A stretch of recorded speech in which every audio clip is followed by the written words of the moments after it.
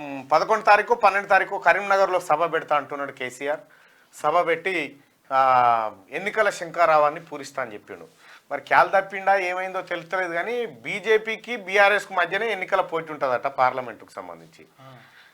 అలా కొడుకేమో మేడిగడ్డకు ఎర్రగడ్డకు పోవాల్సిన మేడిగడ్డకు పోయి ఆగమాగం ఉన్నారు అలా కుటుంబం. మరి ఎందుకో మరి అట్లా ఏమైందో తెలియదు కానీ తండ్రి వచ్చి నిన్న గదే ఇంక బీఆర్ఎస్కు మనకు బీజేపీకి మనకు మధ్యలో పోటీ ఉంటే అసలు కాంగ్రెస్ ఆడుంది, కాంగ్రెస్ లేదు తెలంగాణ రాష్ట్రంలో అంటుంటే వీళ్ళు పక్కన ఉన్న వాళ్ళే నవ్వుతా ఉన్నారు. రేపు సార్ క్యాల్ తప్పిండా ఏం రా మొత్తం ఏమేమో మాట్లాడుతుందని చెప్పి చెప్పుకునే పరిస్థితికి వచ్చింది. తొంటిపొక్క సెట్ ఏమో కానీ ఇటు ఆరు రమేష్ పోతుండట, ఇటు 12 తారీఖు నాడు 4 ఎమ్మెల్యేలు కథం అంతే. ఇక ఇంకొక 8 మంది ఏమో ఇంకొక 4 రోజుల తర్వాత పోతారట. ఇక మరి తమాం ఎన్నికల నోటిఫికేషన్ వచ్చేదాకా నన్ను ఉండరా అర్థం కానటువంటి పరిస్థితి ఉండట్లేదు. ఈ నేపథ్యంలో బీజేపీ బీఆర్ఎస్ మధ్యనే పోటీ ఉంటుందంటే మరి ఓడిపోవట్లా వాళ్ళిద్దరి మధ్యనే ఉంటుండొచ్చు పోటీ ఉంటే మినిమం ఓడిపోవట్లా. సో అదైతే కేసీఆర్ రాజకీయానికి సంబంధించి నిన్న మళ్ళొకసారి వచ్చిండు. ఏదికి టీఆర్ఎస్ భవన్కి వచ్చిండు. టీఆర్ఎస్ భవన్కి వచ్చి కార్యకర్తలను ఉత్సాహపరచడం కోసం కొద్దిసేపు ఏవో అవే మళ్ళీ కాశీ మజిలీ కథలు చెప్పిండు, వెళ్ళిపోయిండు. సరే ఆ వ్యవహారం అటు పెడితే ఇక టీఆర్ఎస్ పార్టీ వ్యవహారం అట్లుంటే భారతీయ జనతా పార్టీ అభ్యర్థులను ప్రకటించి ముందు వరుసలోకి పోతా ఉంది, ఎన్నికల ప్రచారంలోకి దిగుతూ ఉంది. ప్రధానమంత్రి నరేంద్ర మోడీ గారు ఇవాళ తెలంగాణ రాష్ట్రంలోకి రాబోతూ ఉన్నాడు. ఆదిలాబాద్, హైదరాబాద్, సంగారెడ్డిలో ఆయన పర్యటన ఉండబోతా ఉంది. అయితే నరేంద్ర మోడీ గారు ఎప్పుడు రాష్ట్రానికి వచ్చినా కేసీఆర్ ముఖం దాటేస్తోడు. ఆయన వచ్చే టైంకే ఈయనకు పని పుడుతుండే, అట్లా ఓ పని పుడతా ఉండే.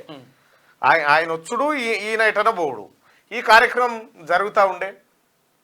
మరి నరేంద్ర మోడీ గారికి కేసీఆర్కి బాగా గ్యాప్ ఉందని మనం అనుకుంటుందిగా లేకపోతే ఇంకోటా తెలియదు కానీ మొత్తానికైతే ఈ కార్యక్రమం ఉంటుండే. మరి వాళ్ళ ముఖ్యమంత్రి రేవంత్ రెడ్డి గారు తెలంగాణ రాష్ట్ర ప్రజల తరఫున ప్రధానమంత్రి నరేంద్ర మోడీ గారిని వెల్కమ్ చేయబోతా ఉన్నాడు ఆదిలాబాద్ జిల్లాలో. నరేంద్ర మోడీ పర్యటనలో అధికారిక పర్యటనలో ముఖ్యమంత్రి గారు అలాగే గవర్నర్ గారు వీళ్ళందరూ పాల్గొనబోతా ఉన్నారు. సో సరికొత్త సాంప్రదాయానికి ఒక మంచి సాంప్రదాయానికి తెరలేసినట్టు అనిపిస్తా ఉంది తెలంగాణ రాష్ట్రంలో. రాజకీయాలు వేరు, అధికారిక పర్యటనలు వేరు, ప్రజల కోసం చేస్తున్నటువంటి కార్యక్రమాల్లో అన్ని పక్షాలు పాల్గొనడం వేరు. రాష్ట్రానికి పని చేసుకోవాలనుకుంటే 100% కేంద్ర ప్రభుత్వంతో మంచిగా ఉండాలి. ఇప్పుడు ఆ రకంగా అది ఉంటే భారతీయ జనతా పార్టీ ప్రధానమంత్రి అభ్యర్థిగా మళ్ళీ ఆయనే ఉంటాడు. ఆయన కోసం ఆయనని ఎదుర్కోవడానికి ప్రధానమంత్రి హోదాలో వస్తున్నటువంటి ఆయనను ఎదుర్కోవడానికి రాష్ట్ర ముఖ్యమంత్రి గారు కూడా పోతా ఉన్నారు. ఇదొక పార్ట్. ఇవి ప్రధాన పార్టీల అంశాలైతే ఇక తెలంగాణ రాష్ట్రంలో డ్రగ్స్ మాఫియా విచ్చలవిడిగా పెరిగిందనడానికి పోలీసుల మాటలే కారణం. పల్లెల్లోకి కూడా మారిందని చెప్పి చెప్తా ఉన్నారు. మనుషులు మరి సినీ ఇండస్ట్రీ వరకే పరిమితమైనటువంటి ఈ కల్చర్ క్రమేణా గ్రామీణ ప్రాంతాల్లోకి చొరబడడం అనేది ఇది అత్యంత విషాదకరమైనటువంటి అంశం. దీన్ని కంట్రోల్ చేయాల్సిన బాధ్యత పౌర సమాజం మీద కూడా ఉంది, అందరిపైన ఉంది, ప్రజలపైన ఉన్నది, అటు ప్రభుత్వం పైన. రైట్. ఇవాళ నిన్న నా దగ్గరకు పెద్ద మనిషి వచ్చినాడు. పెద్ద మనిషి వచ్చి ఆయన 87 సంవత్సరాలు ఎంత ఉంటాయి, 87 సంవత్సరాలు ఉంటాడు. 87 సంవత్సరాలు ఉన్నటువంటి పెద్ద ఆయన వచ్చి నాతోని అంటే జరా ఆ మనిషి చాలా ఇంట్రెస్టింగ్గా కనిపించింది. ఇలా మార్నింగ్ న్యూస్కి రమ్మని నేనే రిక్వెస్ట్ చేసిన. కొన్ని రోజుల నుంచి ఆయనకు 30,000 పెన్షన్ వస్తే తన కులం కోసం తన జాతి కోసం 10,000 రూపాయలు ఖర్చు పెట్టి ఓ పత్రిక నడిపిస్తూ ఉంటాడు.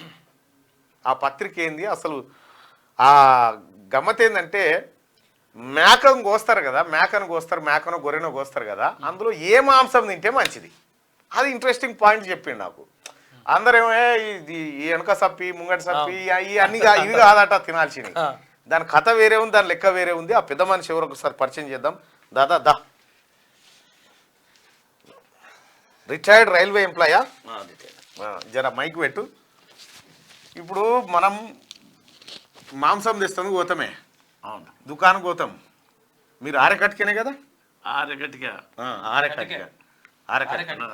ఆరెకట్క మాంసం తెస్తాందుకు దుకాణం పోతాం. ఆడ ఇట్లా ఏలాడ కడతారు, ఏలాడ కట్టి ఇక అది ఎట్లా అంటే సప్పలు కావాలని చూస్తూ ఉంటారు చాలామంది. అసలు మేకలో ఏ మంచిగా ఉంటే ఏం కథనే, మనిషి బలంగా దృఢంగా ఉండాలంటే కాలు తలకాయ తినాలి, ఆ, బోటి తినాలి. ఉమ్, ఇక కూరలకు వస్తే ఉమ్. గర్దన్, గర్దన్. ఆ. హిందీ చెప్పే. గర్దన్ తినాలి, ఆ, కమ్మర్, ఆ, నడుము కూర, ఆ, మళ్ళా సీనా. ఆ. ఈ కూరలో మనిషికి మంచి పౌష్టికారం అంది. ఈ ఈ తొడలు సప్పలు ఇవన్నీ వస్తాయేనా? ఈ పిల్లలు కరిగిపోతాయి కదా, ఆ, అవి బలమైంది కాదండి. ఆ. ముసలోళ్ళకు లేదా పిల్లలకు మెత్త దునగలు తినిపోయి పనికి వస్తుంది అది. ఉమ్. ఇంకా అంటే మీరు ఎన్నేళ్ళ నుంచి ఆటలు కోసేది? నేను చిన్నప్పటి నుంచి 1951 నుంచి మా నాయనమ్మడి దుఃఖానికి పోతుంటే, ఆట కోసేదా? మల్కాజీరి పోయి దుఃఖం చేస్తుంటే. ఎన్ని ఆటలు కోసేది? అప్పుడు ఒక్కొక్క ఆట 18-20 కిలోల ఆటనే పోదురు, చిన్నవి పోయకపోదురు. మేకపోతులు, గొర్రెపోతులు, మేకలు, గొర్రెలు అన్నీ. అయితే అప్పుడు కాలం మనుషులు ముదిరిన ఆట ఉంటేనే తిందురు. ఎందుకంటే దాని నల్లీలు కానీ బొక్కలు కానీ మంచిగా సోరు వెళ్తుంది, అది బలంగా పుష్టికరంగా ఉంటుంది. ఇప్పుడు కాలు తలకాయ కొనేటప్పుడు ముదిరిందే కొనన్నా? ఇక ఏదైతే కాలు తలకాయ అంటే తోలు ఉంటుంది కదా కాళ్ళకు, తలకాయ ఆ తోలుది ఆ బొక్కలదే రుచి. ఇక తలకాయల జబడలు, జబడలు అంటే ఇవి. జబడలు, నాలుక, ఈ కందుగుడ్లు, బేజ, ఇవన్నీ పనికొచ్చేటి. ఆగా రక్తం కూడా మాది చాలా బలమైన రక్తం. అచ్చా. ఇప్పుడు బంజారా సోదరులు సొడాయి అది రక్తం తీసుకుపోయి అందులో చింతపండు ఉప్పేసి బోటేసి వండుతారు. మరి వాళ్ళు ఎట్లా ఒక ఆడామె కొంచెం కొడితే ఆడపోయి పడతారు. సొడాయి కొల అది అంత బలం ఉందన్నమాట. మా మేకలది ఏది వేస్ట్ పోదు. గట్టికల గాడికెళ్ళి కొమ్ములు దానికి కూడా పనికి వస్తాయి. కొమ్ములు ఏం చేసుకుంటారు? కొమ్ములు దువ్వెన్లు అవన్నీ కరగబెట్టి ఈ మన దువ్వెన్లు చేస్తారా? సరస్ అని కట్టె గంట పెట్టేది ఉంటుంది. ఇప్పుడంతా అది పెళ్ళికో అవన్నీ వచ్చాయి కానీ అప్పుడు సరస్ తయారు చేస్తారు. ఇప్పుడు 1951లో నువ్వు ఆటలు గోసి దుకాణం నడిపించేది కదా? అవును. అప్పుడు ఎంత కిలో ఉండేనే కూర? అప్పుడు ఎంతమ్మా, దువ్వాన తీనానకు కిలో. కిలో అంటే ఒక మేక 20 కిలోల మేక ఎన్ని రూపాయలకు వస్తుండే? అప్పుడు అంబెటోడు ఎడ్డోడే ఒకటే, కొరటోడు ఎడ్డోడే ఒకటే. అవునా? ఎంత గీస్తావు ఇదంటే ఏమో ఈ పోరా అయ్యా నువ్వు మా ఆడపిల్ల పిల్లలని ఆ యాదవ సోదరులు అందరూ మా నాయనం పడిపోతుంది. మనలో ఆడపిల్ల పిల్లల లెక్క సుట్టిరకం మర్యాదలు ఉంటుంది. ఓ 10 కొంటే ఒకటి ఒట్టికి ఇద్దరు కాళ్ళ కింది పిల్ల అని. ఇప్పుడు కూడా కొన్ని దగ్గర ఆచారం ఉంది. ఇప్పుడు మరి మేకలు కోసి ఆటలు కోసి దుకాణాలు నడిపినటువంటి మీరు ఇవాళ రిలయన్స్లు, సూపర్ మార్కెట్లు అన్నీ వచ్చినాయి కదా, మీ పరిస్థితి ఎట్లా ఉంది? ఇక మా పరిస్థితి అగోతంగా ఉంది. మాకు పోటీగా ఈ మా కురేసి సోదరులు వచ్చారు. ఇవాళ ఏమమ్ముతారో కల్తీ ఏం చేస్తారో మనోళ్ళు ఎగబడిపోతారు ఆడ, కానీ వాళ్ళు ఏమమ్ముతారో మనం. అసలు యాటకూరలో కల్తీ ఎట్లా చేస్తారే? యాటకూరతే ఆవు దూడలు ఉంటాయి కదా, బర్రె దూడలు ఉంటాయి కదా, అవిటి కూర ఇటు కూర సమానంగా కనిపిస్తుంది. లేతకి మెత్త కూర వేస్తారు ఇలా. ఇదేమో 700-800కు 1000 రూపాయల కిలా, అది 200-300 కిలా. ఆ తిక్కలు వేసి ఎంత కీమో అని కలిపి చేస్తూనే ఉంటారు. అట్లా చేసిరా? ఎన్ని హోటల్లో దొరికింది కదమ్మా చార్మార్. మరి ఎట్లా గుర్తుపట్టాలి కల్తీని? ఇక గుర్తుపట్టాలంటే ఇక తినేటప్పుడు తెలుస్తుంది అది. అవునా? ఇక మందు కొట్టినప్పుడు ఏం తెలియదు దానికి. ఇప్పుడు నీవు ఆటలో నువ్వు ఇష్టంగా నువ్వు తినేది ఏందే? నేను ఆటలు ఇష్టం తినేది కాలు తలకాయ ఎక్కువ తింటా. కాలు తలకాయ బాగా కాళ్ళల్లో 87 కిలోల మనిషి అంటే 87 సంవత్సరాలు నువ్వు ఇప్పటికి స్ట్రాంగ్. మళ్ళా స్ట్రాంగ్ ఉందా నాయనమ్మ? ఉన్నది. నేను రైల్వేలో సౌత్ సెంట్రల్ రైల్వేలో చేస్తున్నావు. ప్రేమ్లాల్ మెట్టు కూడా వర్క్ షాప్లో రిటైర్ అయినా. అందులోనే అపాయింట్మెంట్, అందులోనే రిటైర్. ఆ. ఇప్పుడు మరి ఏంది మరి ఆరకట్టుకోవాల పరిస్థితి ఏంది? వాళ్ళ గురించి ఏదో పత్రిక తయారు చేస్తున్నావు, ఏంది ఇది? ఇది మండీల గురించి 2004లో ఈ చెనగచెల చేయాలని చంద్రబాబు నాయుడు ఒక పన్నాగం కడితే దాని మీద మేము పెద్ద ఉద్యమం చేసినాము. నేను ఎవరితోనో పైసలు ఆశించలే, ఏ వ్యాపారస్తుని దగ్గర పైసలు తీసుకోలే. నా సొంతగా ఎందుకంటే కుల గజ్జ కులంలో పుట్టినాం, ఆ కులం రుణం తీసుకోవాలని నాకు అభిలాష. ఇప్పుడు ఈ పత్రిక నువ్వు రోజు అంటే నెల వస్తుంది. నెల నడిపిస్తావు. ఎన్ని ఖర్చు పెడతావు ఈ పత్రిక కోసం? 10,000 అవుతుంది, మొత్తం 10,000 రూపాయలు ఖర్చు అవుతుంది. ఇవన్నీ ఎవరు రాస్తారు? నేనే రాస్తాను. నువ్వే రాస్తావు ఇవన్నీ? నువ్వే రాసి ఆరకట్కే సంరక్షక్ అని పెట్టినావు పత్రిక పేరు. అంటే కులాన్ని రక్షించే పేపర్. ఆరకట్కే సంరక్షక్. ఎన్నేళ్ల నుంచి నడిపిస్తున్నావు పెద్ద ఆయన?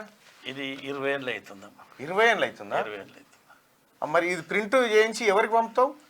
అందరికీ నాకు పోస్టల్లో పర్మిషన్ ఉంది, పోస్టల్లో పంపుతా.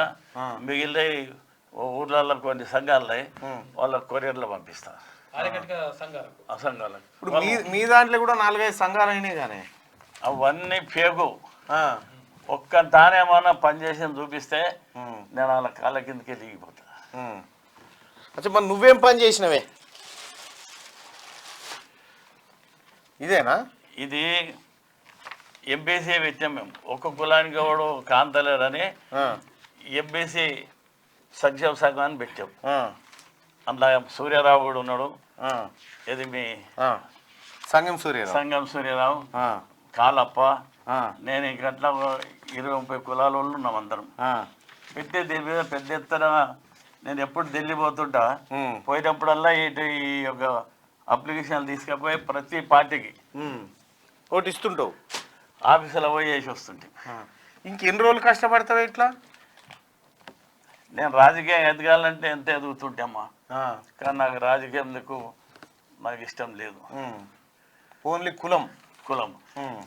నేను కొలువు చేసేటప్పుడు 78లో చెన్నారెడ్డి సాబు సికింద్రాబాద్ ఎమ్మెల్యే సీట్ది బీఫామ్ పంపాడు నాకు. అయ్యా నేను కొలువు చేస్తున్నా అంటే, ఏమి రమ్ముండవు, ఎప్పుడు ఇంటి ఉంటావు, కొలువు ఎప్పుడు చేస్తానంటే, లేక వచ్చిపోయేంత వల్ల వీళ్ళయ్యా, పోయేటప్పుడు ఆచరించి వస్తేవాడు ఆచరిస్తా. చెన్నారెడ్డి. ఇక మళ్ళా నేను రిటైర్ అయిపోయినాక మన ఈయన రాజశేఖర రెడ్డి టైంలో పెద్ద ఆయన బాగా నాకు సప్లా పోతుంటే, రాజశేఖర రెడ్డి గారు, పెద్ద ఆయన నీకు నామినేట్ పోస్ట్ ఇస్తాము, కూర్చుంటావా? కూర్చో, నాకు అర్థమైంది. ఇట్లా కూర్చో, నామినేటెడ్ పోస్ట్ ఇస్తా అన్నారా? ఇస్తా అంటే నేను ఢిల్లీలో ఎంత ప్రయత్నం చేయాలో చేసిన. హామీద్ పటేల్ కలిసిరా, మళ్ళా ఆస్కర్ ఫర్నాండెస్ కలిసిరా, శీలా దీక్షత్ని కలిసిరా, మళ్ళా ఈయన దిగ్విజయ్ సింగ్ కలిసిరా, మళ్ళా విఠలరావు మహబూబ్నగర్ ఎంపీ, ఆయన నా శిష్యుడు. అంటే నేను నిన్ను ఎందుకు పిలిచినో తెలుసా? అబ్బా, 87 సంవత్సరాల్లో తన కులం కోసం, తన కులం పడుతున్న అవస్థల కోసం తను ప్రయత్నం చేస్తూ ఉన్నాడు చూసినావా? గందు కోసం పిలిచిన వీడికి. ఆయన తినే ఆటకూరనా లేకపోతే ఏది తింటే బాగుంటుంది ఏం కథ అనేది కాదు.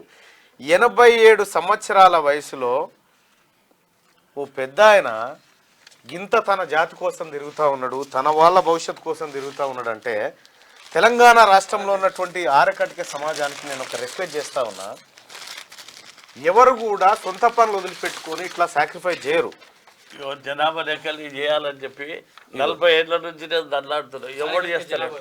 ఇగో 40 ఏళ్ళ నుంచి ఆరకటిక సంఘం, ఆరకటికల జనాభా నమోదు పత్రం అని చెప్పి ఒకటి తీసుకొచ్చిండి. ఇది సాఫ్ట్ కాపీ ఉందా? అబ్బా, సాఫ్ట్ కాపీ ఉందా అనే? అంటే పేపర్ కాకుండా సెల్ ఫోన్లు ఉందా ఇది? సెల్ ఫోన్లరా? ఇప్పుడు కాదే, నీ నెంబర్కి ఫోన్ చేయాలంటే మరి ఎట్లా? నా నంబర్ ఉన్నాయి కదమ్మా, ఈ నెంబర్ చేస్తే పలుకుతారా? లే, అది వేరే. ఇప్పుడు నా నంబర్ లేదా కార్డులు ఉన్నాయి కదా, అవు కార్డు ఆడుండే, ఇంకో కార్డు. ఇప్పుడు నీకు ఫోన్ చేస్తే నువ్వు వలుపుతావా? మరి మీ వాళ్ళకి ఏమైనా కష్ట సుఖం వస్తే నువ్వు ఉంటావా? అర్ధరాత్రి వెళ్ళిపోతా నేను. నాకు 2 అంబేద్కర్ కార్లు ఉండే, నేను 35 ఏళ్ళు. నువ్వు ఉండాల్సిన బిడ్డవే నిజంగా. 87 సంవత్సరాల వయసులో కూడా అర్ధరాత్రి నా వల్ల కష్టం వచ్చిందంటే పోతా అంటున్నాడు ప్రేమ్లాల్ నేతికర్. ఆల్ ఇండియా కటిక్ సమాజ్ సంరక్షక్ అని చెప్పి పెట్టిండు. వైస్ ప్రెసిడెంట్ జాతీయ ఎంబీసీ సంక్షేమ సంఘం అని చెప్పి చెప్తా ఉన్నాడు. సో ఇక్కడ నీ వయసుకు నువ్వు చేస్తున్న పనికి పొంతం లేదు పెద్ద ఆయన. నువ్వు ఈ టైంకు రెస్ట్ తీసుకోవాల్సిన టైం. నువ్వు రెస్ట్ తీసుకోవాల్సిన టైంలో నీ వాళ్ళ కోసం నిన్న బ్యాగులు పట్టుకొని ఇవన్నీ పట్టుకొని నా దగ్గరకు వచ్చి కూర్చుంటే ఏంది పెద్ద ఆయన అంటే ఇగో గిది పరిస్థితి, నా వాళ్ళు ఇంకా వెనకబడ్డరు, వాళ్ళకి ఏదైనా మంచి జరగాలని చెప్పి చెప్తా ఉన్నాడు. వాళ్ళ కోసం ఏం చేస్తున్నావు పెద్ద ఆయన అంటే ఇగో పత్రిక నడిపిస్తున్నా, వాళ్ళ కోసం ఇవన్నీ ప్రింట్లు తీయించిన, అలా సమాజాన్ని లెక్క పెడదాము, మా వాళ్ళు ఎంతమంది ఉర్రో ఒక లెక్క తీద్దామని చెప్పి అని ఒక కార్యక్రమం చేస్తున్నా. 2 రాష్ట్రాలు ఎలాగైనప్పుడు వీడుకోలు మా సభ నా సొంత పైసలు పెట్టి అంత పెద్ద ఎత్తున చేసి సొంత అన్నదమ్ముల లెక్క 2 రాష్ట్రాలు విడిపోయినప్పుడు ఏపీకి సంబంధించిన ఆర్యకర్తలు, తెలంగాణకు సంబంధించిన ఆర్యకర్తలు విడిపోయేటప్పుడు ఆత్మీయ సమ్మేళనం పెట్టి విడిపోయారు. ఇది బహుశా తెలంగాణ రాష్ట్రంలో ఏ ఒక్క సమాజం చేయలే ఈ కార్యక్రమాన్ని. మేము అన్నదమ్ములమే ఆత్మీయులమే కలుసుకొని వాళ్ళు అక్కడ వీళ్ళు ఇక్కడ అయ్యారు అంటే తెలంగాణ రాష్ట్రాన్ని సంపూర్ణంగా నమ్మి ఇద్దరు అన్నదమ్ములుంటే ఏర్పడ్డారు వీళ్ళంతా కలిసి. పెద్దాయన నిజంగా నీకు హ్యాట్సప్. నువ్వు నిజంగా ఈ వయసులో ఇంత ప్రయత్నం చేస్తా ఉన్నావు చూడు, నీకు మంచి జరగాలి పెద్దాయన. ఇంకోటి అమ్మా, ఈ కులాల వారిగా వృత్తులు ఎట్లా వచ్చినాయి వీళ్ళ నేను పట్టుకున్నా ఇవి పట్టుకుంటా అవి పట్టుకున్నా ఎట్లా అనేది సంగం సూర్యదేవన్ పట్టుకొని 99లో ప్రతి నెలకు ఒక కులంది హిస్టరీ బీసీ టైమ్స్ అని ఇగో పత్రిక తీసుకొచ్చారు. 2 నెలలు తిరిగి దీన్ని మొత్తం డాటా తీస్తాం. వా అచ్చా. మా ఏమేమి చేస్తాం చాక్ నమ్మేది అది మొత్తం 103 ఇండ్ల పేర్లు ఉన్న వాళ్ళు ఉన్నారు ఇందులో. గోత్రవాలి, గోత్రవాలి, టింగిర్ ఖార్, మా ఊర్లో కూడా ఉన్నారు టింగిర్ ఖార్ వాళ్ళు. ఎవరు మన బొమ్మల రామారం మాజీ కాంగ్రెస్ పార్టీ మండలాధ్యక్షుడు ఆయన చందర్, ఆయన మీ బామ్మడిదేనా? మీరు ఈజీగా కలవచ్చు పెద్ద ఆయన, మీరు అందరు కలవాలి. నీకు నేను సాయం చేస్తా ఈ కార్యక్రమానికి. నువ్వేం కోరుకుంటున్నావే? నేను కోరుకునేది ఒకటే, మా ఒక్క కులమే కాదు, మన ఆల్ ఇండియా లోపల అత్యధికంగా పడిన కులాలు 2600. 2600 కులాలు. మేము ఈ ప్రతి ఆఫీసులో ఈ యొక్క దరఖాస్తు ఇది అంటే ఈ దొంగది పెట్టుకుని ఏ దొంగది ఈ దొంగదా 6:30 గంటలు మాట్లాడిన వాడు వాళ్ళ పార్టీ వాళ్ళకి సిగ్గు శరం ఉంటే ఉరి పోసుకోవాలి. ఎవరైనా మీ కాక ఏం పేరే బాధాల పోసెట్టి ఆయన మా ఎంపడి క్లాస్మేట్ నువ్వు అని అంటే సగం చచ్చిపోయాడు. ఆయన బయట అంతా నాకు తెలిసిందని ఆయన. కానీ ఏం అంత పెద్ద హోదాలు వచ్చినప్పుడు నోరును అదుపులో పెట్టుకొని ప్రజలకు మంచి సందేశం ఇవ్వాలి.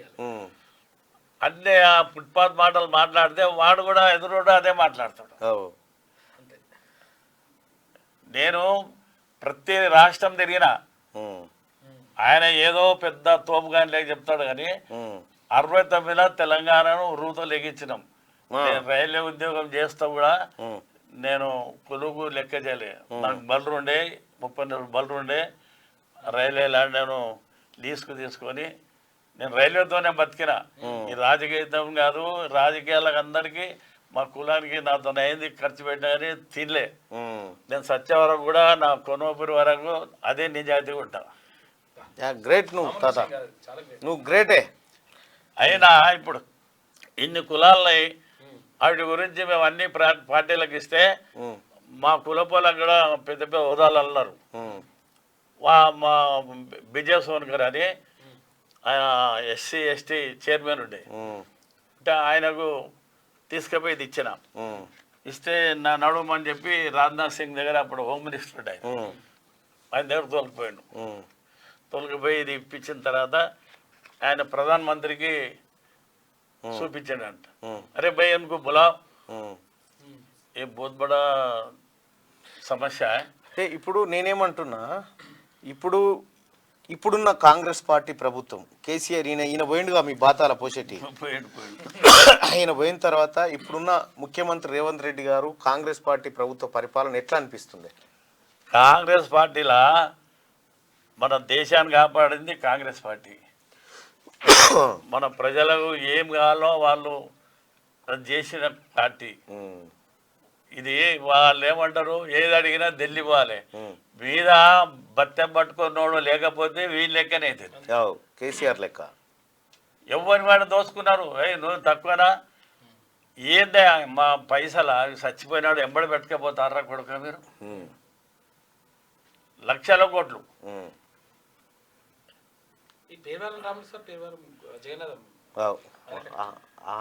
కాంగ్రెస్ వాళ్ళు వాళ్ళకు బెత్తం మీద పెబ్బ ఉన్నాడు, ఒక క్లాసులో పెబ్బ ఉంటే సప్పుడు చేయనేడాడు. టీచర్ వేరే ఉంటాడు, ఇక టీచర్ వాడే పెబ్బ వాడే క్లాస్ చదువుతాడు వాడే చైర్మన్ చెప్పురాసి ఆడే ఏముంటుంది చెప్పు.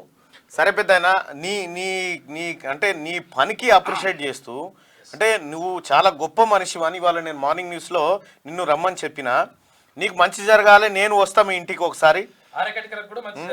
ఆటగట్టుకోలకే కాదమ్మా, అందరికి జరగాలి. ఇప్పుడు నేను ఒక విషయం చెప్తున్నా, నాకు తెలిసిన నా అనుభవం ప్రకారం ప్రజలలో గరీబులలో ఏముందంటే వాళ్ళే పంచుకుంటారు పదవులు, అధికారం వాళ్ళే. రాజ్యాంగంలో అదే రాసిండా, బాబాసాహెబ్ అంబేద్కర్ అదే రాసిండా, జ్యోతిరావు పూలే అదే రాసిండా. మేము జ్యోతిరావు పూలేకు 2 ఎకరాలు చేయించాడు మన రాజశేఖర రెడ్డి ఉన్నప్పుడు. ఒకటి వరంగల్లో పెట్టినప్పుడు నేను వైస్ చైర్మన్ ఉన్నట్టు పూలే ఉత్సవాల సంఘానికి, బస్సు సారయ్య మినిస్టర్ ఉంటే.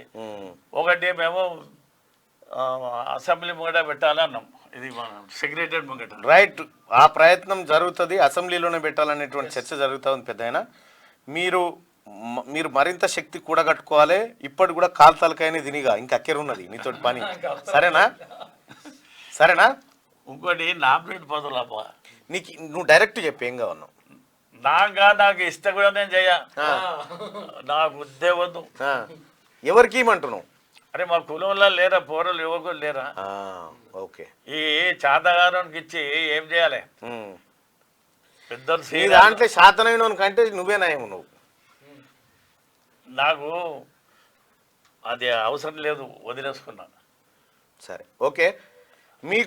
మీ వెనకబడిన తరగతుల కులాలకు నామినేటెడ్ పోస్టులు కావాలి.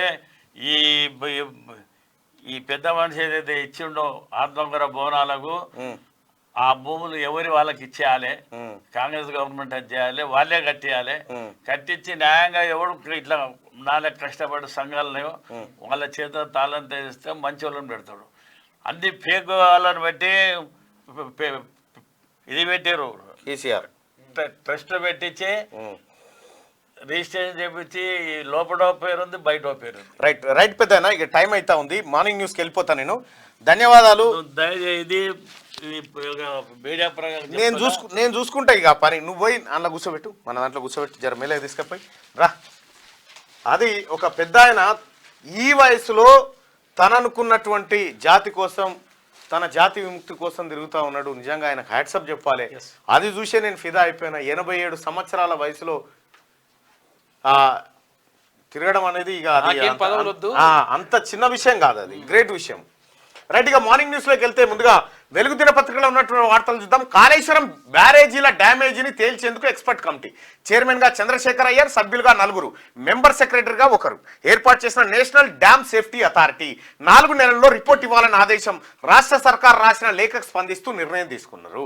కాళేశ్వరం బ్యారేజీల డ్యామేజీని తేల్చేందుకు ఎంత పర్యబట్టింది, ఇది ఉంటుందా, పీక్తుందా, అసలు ఇది అక్కెరకొత్తదా, దీని పని అయిపోయిందా తేల్చడం కోసం ఎక్స్పర్ట్ కమిటీని వేసిరు. దానికి చైర్మన్గా చంద్రశేఖర్ అయ్యర్, సభ్యులుగా 4 ఉన్నారు, మెంబర్ సెక్రటరీగా 1 ఉండబోతా ఉన్నారు. రాష్ట్ర సర్కార్ రాసిన లేఖకు కేంద్రం స్పందించి ఈ కమిటీని ఏర్పాటు చేసింది. వీళ్ళు 4 నెలల లోపల ఈ రిపోర్ట్ను రాష్ట్ర ప్రభుత్వానికి అందజేస్తారు.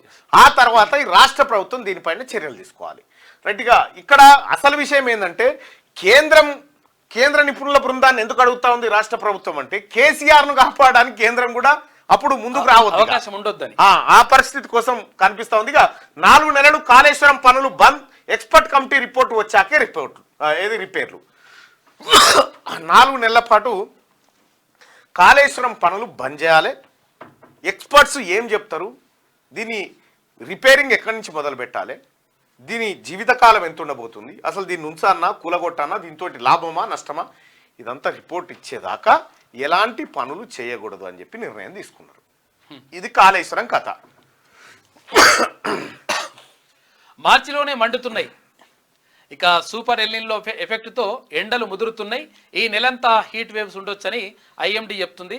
ఇప్పటికే రాష్ట్రంలో 39.3 డిగ్రీల టెంపరేచర్ రికార్డ్ అయింది. 4 రోజుల పాటు ఎల్లో అలర్ట్ ఇచ్చిన వాతావరణ శాఖ 2016 మార్చిలో 46.3 డిగ్రీల రికార్డు టెంపరేచర్. బాగా ఎండలు మండుతున్నాయంట, బాగా హీట్ ఎక్కువ. అవును రైట్గా. సమ్మక్క తల్లి మా ఆయన బెట్టింగ్ మానేయాలి, మేడారం హుండీలో బయటపడుతున్న కోరికల చిట్టాలు, మా అక్క కొడుకు ఐఐటి సీట్ రావాలి, ఫారిన్ పోవాలనుకున్న పొల్లతో పెళ్లి కావాలి. ఫారెన్ పోవాలి అనుకున్న పొల్లతో పెళ్లి కావాలి, కరెన్సీపై అంబేద్కర్ ఫోటో ముద్రించాలి, చిట్టీలు రాసి ఉండిలో వేసిన భక్తులు, 10 కోట్లు దాటిన జాతర ఆదాయం. ఇగో మా ఆయన బెట్టింగ్ మానేయాలి, మా అక్క కొడుక్కి ఐఐటిలో సీట్ రావాలి, అట్లా రాసేస్తున్నాడు చిట్టీలు అందులో వేస్తారు. మేడారం హుండీలు తెరిచి కానుకలను లెక్కిస్తుండగా వాటిలో భక్తుల కోరికల చిట్టీలు కుప్పలు తెప్పలుగా బయటపడుతున్నాయి. మా ఆయన బెట్టింగ్ మానేయాలి, మా అక్క కొడుకు ఐఐటిలో సీట్ రావాలి అంటూ ఓ మహిళ కాగితంపై రాసి ఉండిలో వేసింది. ఫారిన్ పోవాలి అనుకున్న పొల్లతో పెళ్లి కావాలి అంటూ ఓ యువకుడు సమ్మక్క తల్లిని వేడుకుంటూ చిట్టి రాసి ఉండిలో వేసిందట. అయితే ఈ బెట్టింగ్ మహారాజు ఏడుండో మరి, ఈ బెట్టింగ్ మహారాజు ఏడున్నాడు ఏం కథను, ఆఖరికి సమ్మక్క తల్లికి చెప్పుకునే కాడదాకా ఆయన బెట్టింగ్ నడుస్తా ఉందంటే బెట్టింగ్ లో బాగుపడ్డోడు ఎవడు లేడు. బెట్టింగ్ క్రియేట్ చేసిన వానికి 70% అవకాశం ఉంటుంది, 30% మాత్రమే మీకు అవకాశం ఉంటుంది. చీకటి ప్రవీణ చెప్పిండు. అంటే ఏవైనా కానీ సరదా కోసం ఆడుకోవాలి తప్ప మొత్తం దాన్నే ఆదాయంగా తీసుకోవాలనుకుంటే మాత్రం మోసపోతామని చీకోటి ప్రవీణ్. ఎందుకంటే దీంట్లో ఎక్స్పర్ట్, అంటే ఆయన పదే చెప్తా ఉంటాడు, అరే ఈ బెట్టింగ్ మంచిది కాదని ఆయన మేము చెప్పినా మీరు ఇంటలేరు అనేటువంటి మాట చెప్తా ఉన్నాడు. సరే ఏది చెప్పినా కూడా ఈ సమ్మక్క తల్లి మా ఆయన బెట్టింగ్ మానేయాలని కోరుకున్నటువంటి మహిళామణి ఎవరైతే ఉన్నారో, ఈ బెట్టింగ్ కాస్తున్నటువంటి సార్ ఎవరో కానీ సారు మీకోసం ప్రధాన పేపర్లో వార్తగా ఆ తల్లి రాబట్టగలిగిందంటే ఇంక ఎవరు చెప్పుకుంటా చెప్పురి. అంబేద్కర్ ఫోటో ముద్రించాలని చెప్పి కొంతమంది హుండీలో వేసినారు. ఇవాళ రాష్ట్రానికి మోడీ 2 రోజుల టూర్కు రానున్న ప్రధాని. ఆదిలాబాద్, హైదరాబాద్, సంగారెడ్డిలో పర్యటన, వివిధ ప్రాజెక్టుల శంకుస్థాపనలు, ప్రారంభోత్సవాలు. ఆదిలాబాద్లో ప్రధానికి స్వాగతం పలకనున్న గవర్నర్, సీఎం. ప్రధాని నరేంద్ర మోడీ 2 రోజుల పర్యటన కోసం రాష్ట్రానికి రానున్నారు. ఆయన సోమ, మంగళవారాల్లో ఆదిలాబాద్, హైదరాబాద్, సంగారెడ్డిలో పర్యటించనున్నారు. ఈ మేరకు ప్రధానమంత్రి కార్యాలయం ఆదివారం ప్రకటన విడుదల చేసింది. ఈ నెల 4 నుంచి 6 వరకు తెలంగాణ, తమిళనాడు, ఒడిశా, పశ్చిమ బెంగాల్, బీహార్ రాష్ట్రాల్లో ప్రధాని పర్యటించనున్నట్టు అందులో పేర్కొంది. ఇందులో భాగంగా సోమవారం ఆదిలాబాద్లో మోడీ పర్యటిస్తారు. అదే రోజు మధ్యాహ్నం 3:30 తమిళనాడు వెళ్తారు. మళ్ళీ మంగళవారం తిరిగి తెలంగాణకు చేరుకుంటారు. ఆ రోజు హైదరాబాద్, సంగారెడ్డిలో పర్యటిస్తారు. అనంతరం మధ్యాహ్నం 3:30 ఒడిశాకు వెళ్ళిపోతారు. ఇది భారత ప్రధాని నరేంద్ర మోడీ పర్యటన తెలంగాణ రాష్ట్రానికి సంబంధించి. అయితే ఇక్కడ ఆదిలాబాద్లో ప్రధానికి స్వాగతం పలకనున్న గవర్నర్, సీఎం. ఈ పక్క పొంటే ఉండి ప్రగతి భవన్లోనే ఉండి బేగంపేటకు పోకపోయేది. ఆదిలాబాద్కు వస్తా ఉన్నాడు ప్రధానమంత్రి అంటే రాష్ట్ర ముఖ్యమంత్రి, రాష్ట్ర ప్రజల తరఫున రిప్రజెంట్ చేస్తున్నటువంటి వ్యక్తి అక్కడ పోయి స్వాగతం పలకడానికి పోతా ఉన్నాడు. రైట్గా 1,00,000 మందితో ఇందిరమ్మ ఫోర్స్, 6 గ్యారంటీల అమలు కోసం గ్రామాలు, పట్టణాల్లో కమిటీలు. మంత్రులు, ఎమ్మెల్యేలకు సీఎం రేవంత్ ఆదేశం. ఒక్కో కమిటీలో 5 సభ్యులు. 2-3 రోజుల్లో ఉత్తర్వులు రాబోతా ఉన్నాయి. 6 గ్యారంటీల అమలు కోసం ఇందిరమ్మ కమిటీలను ఏర్పాటు చేయాలని సీఎం రేవంత్ రెడ్డి నిర్ణయించారు. ఇందుకోసం ఏర్పాట్లు చేసుకోవాలని మంత్రులు, ఎమ్మెల్యేలను ఆదేశించారు. ఈ కమిటీల ఏర్పాటుకు సంబంధించి 2-3 రోజుల్లోనే ప్రభుత్వం ఉత్తర్వులు ఇవ్వనున్నట్టు తెలిసింది. ప్రతి గ్రామంలో 1, పట్టణాల్లో అయితే వార్డుకొకటి చొప్పున ఇందిరమ్మ కమిటీలు ఏర్పాటు చేయనున్నట్టు సమాచారం. ఇక ఒక్కో కమిటీలో వివిధ సామాజిక వర్గాలకు చెందిన 5 సభ్యులు ఉండనున్నారు. నియోజకవర్గ ఎమ్మెల్యే, ఇన్ఛార్జ్ మంత్రి ఆమోదంతో కమిటీలు ఏర్పాటు చేయనున్నారు. 6 గ్యారంటీలో భాగమైన ఇందిరమ్మ ఇండ్లు, పెన్షన్లు, 500 రూపాయలకే సిలిండర్, గృహజ్యోతి, చేయూత, యువ వికాసం, తదితర పథకాలను పేదలకు అందించే బాధ్యతను ఈ కమిటీలకే ప్రభుత్వం అప్పగించనుంది. ఏ పథకానికైనా అర్హుల ఎంపిక ఇందిరమ్మ కమిటీల ద్వారానే జరుగుతుందని సీఎం రేవంత్ రెడ్డి ఇప్పటికే పలుమార్లు ప్రకటించారు. రాష్ట్రంలో మొత్తం 12,769 గ్రామ పంచాయతీలు ఉన్నాయి. గ్రామాలు పట్టణాలు కలిపితే ఇందిరమ్మ కమిటీలో దాదాపు 1,00,000 మంది ఉండబోతున్నారు. 1,00,000 మంది ఈ ఇందిరమ్మ ఫోర్స్లో ఉండబోతా ఉన్నారు. మీకు ఎవరికన్నా కష్టం వచ్చినా లేకపోతే ఇంకొకటి చెప్పాలనుకున్నా ఇందిరమ్మ ఫోర్స్ మీకు అందుబాటులో ఉంటుంది. ఈ రకమైనటువంటి ఒక పని విధానాన్ని రాష్ట్ర ముఖ్యమంత్రి తీసుకొచ్చినారు. దేశ రాజకీయాల్లో తెలుగు వాళ్ళు కీలకంగా మారాలి. ఢిల్లీలో మన పాత్ర తగ్గడానికి కారణమేంటో ఆలోచించాలి. రాష్ట్రాలుగా విడిపోయినా మనుషులుగా కలిసి ఉండాలి. Governorpet to governor house పుస్తకావిష్కరణ సభలో సీఎం రేవంత్ రెడ్డి చెప్పింది. దేశ రాజకీయాల్లో తెలుగు వాళ్ళు కీలకంగా మారాలి. దేశ రాజకీయాల్లో ఒకప్పుడు ఉండేది నీలం సంజీవరెడ్డి గారు కానీ, లేకపోతే పివి నరసింహారావు గారు కానీ, లేకపోతే ఈ బంగారు లక్ష్మణ్ గారు కానీ, ఆ తర్వాత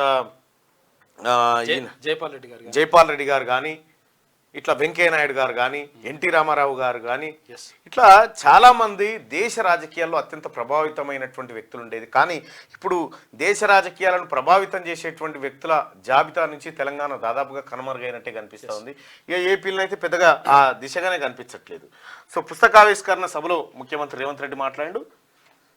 ఈరోజు జరుగుతున్న పరిణామాలు ముఖ్యంగా 2 తెలుగు రాష్ట్రాలలో కొన్ని ప్రత్యేకమైన పరిస్థితుల్లో కొన్ని అంశాలు, కొన్ని పరిణామాలు జరుగుతూ ఉన్నాయి. ఇవి మన మనుగడకు కానీ మన గుర్తింపుకు కానీ దేశ రాజకీయాలలో తెలుగు భాషకు ఈ ప్రాంతం నుంచి వచ్చే నాయకులకు ఏమాత్రం ప్రయోజనం చేకూర్చదు. మీలాంటి వాళ్ళు మీ అనుభవాలతో జరుగుతున్న పరిణామాల మీద ఎక్కడో ఒక దగ్గర ప్రస్తావించాల్సిన అవసరం ఉందని నేను భావిస్తున్నాను. 376 రైట్, అది ముఖ్యమంత్రి గారు చెప్తున్నటువంటి మాట. దేశ రాజకీయాల్లో తెలుగు వారి కీలకంగా మారాలని చెప్పి ఆయన ఆకాంక్షించారు. పాకిస్తాన్లో కంటే మన దగ్గరే నిరుద్యోగం ఎక్కువ. దేశంలో నిరుద్యోగం విపరీతంగా పెరిగిందని కాంగ్రెస్ నేత రాహుల్ గాంధీ అన్నారు. 40 ఏళ్లలో ఎన్నడూ లేనంత గరిష్టానికి చేరిందని చెప్పారు. పాకిస్తాన్ లాంటి దేశాల కంటే మన దేశంలోనే ఎక్కువ నిరుద్యోగం ఉన్నదని ఆరోపించారు. భారత్ జోడో న్యాయయాత్రలో భాగంగా ఆదివారం మధ్యప్రదేశ్ గ్వాలియర్ జిల్లాలో రాహుల్ పర్యటించారు.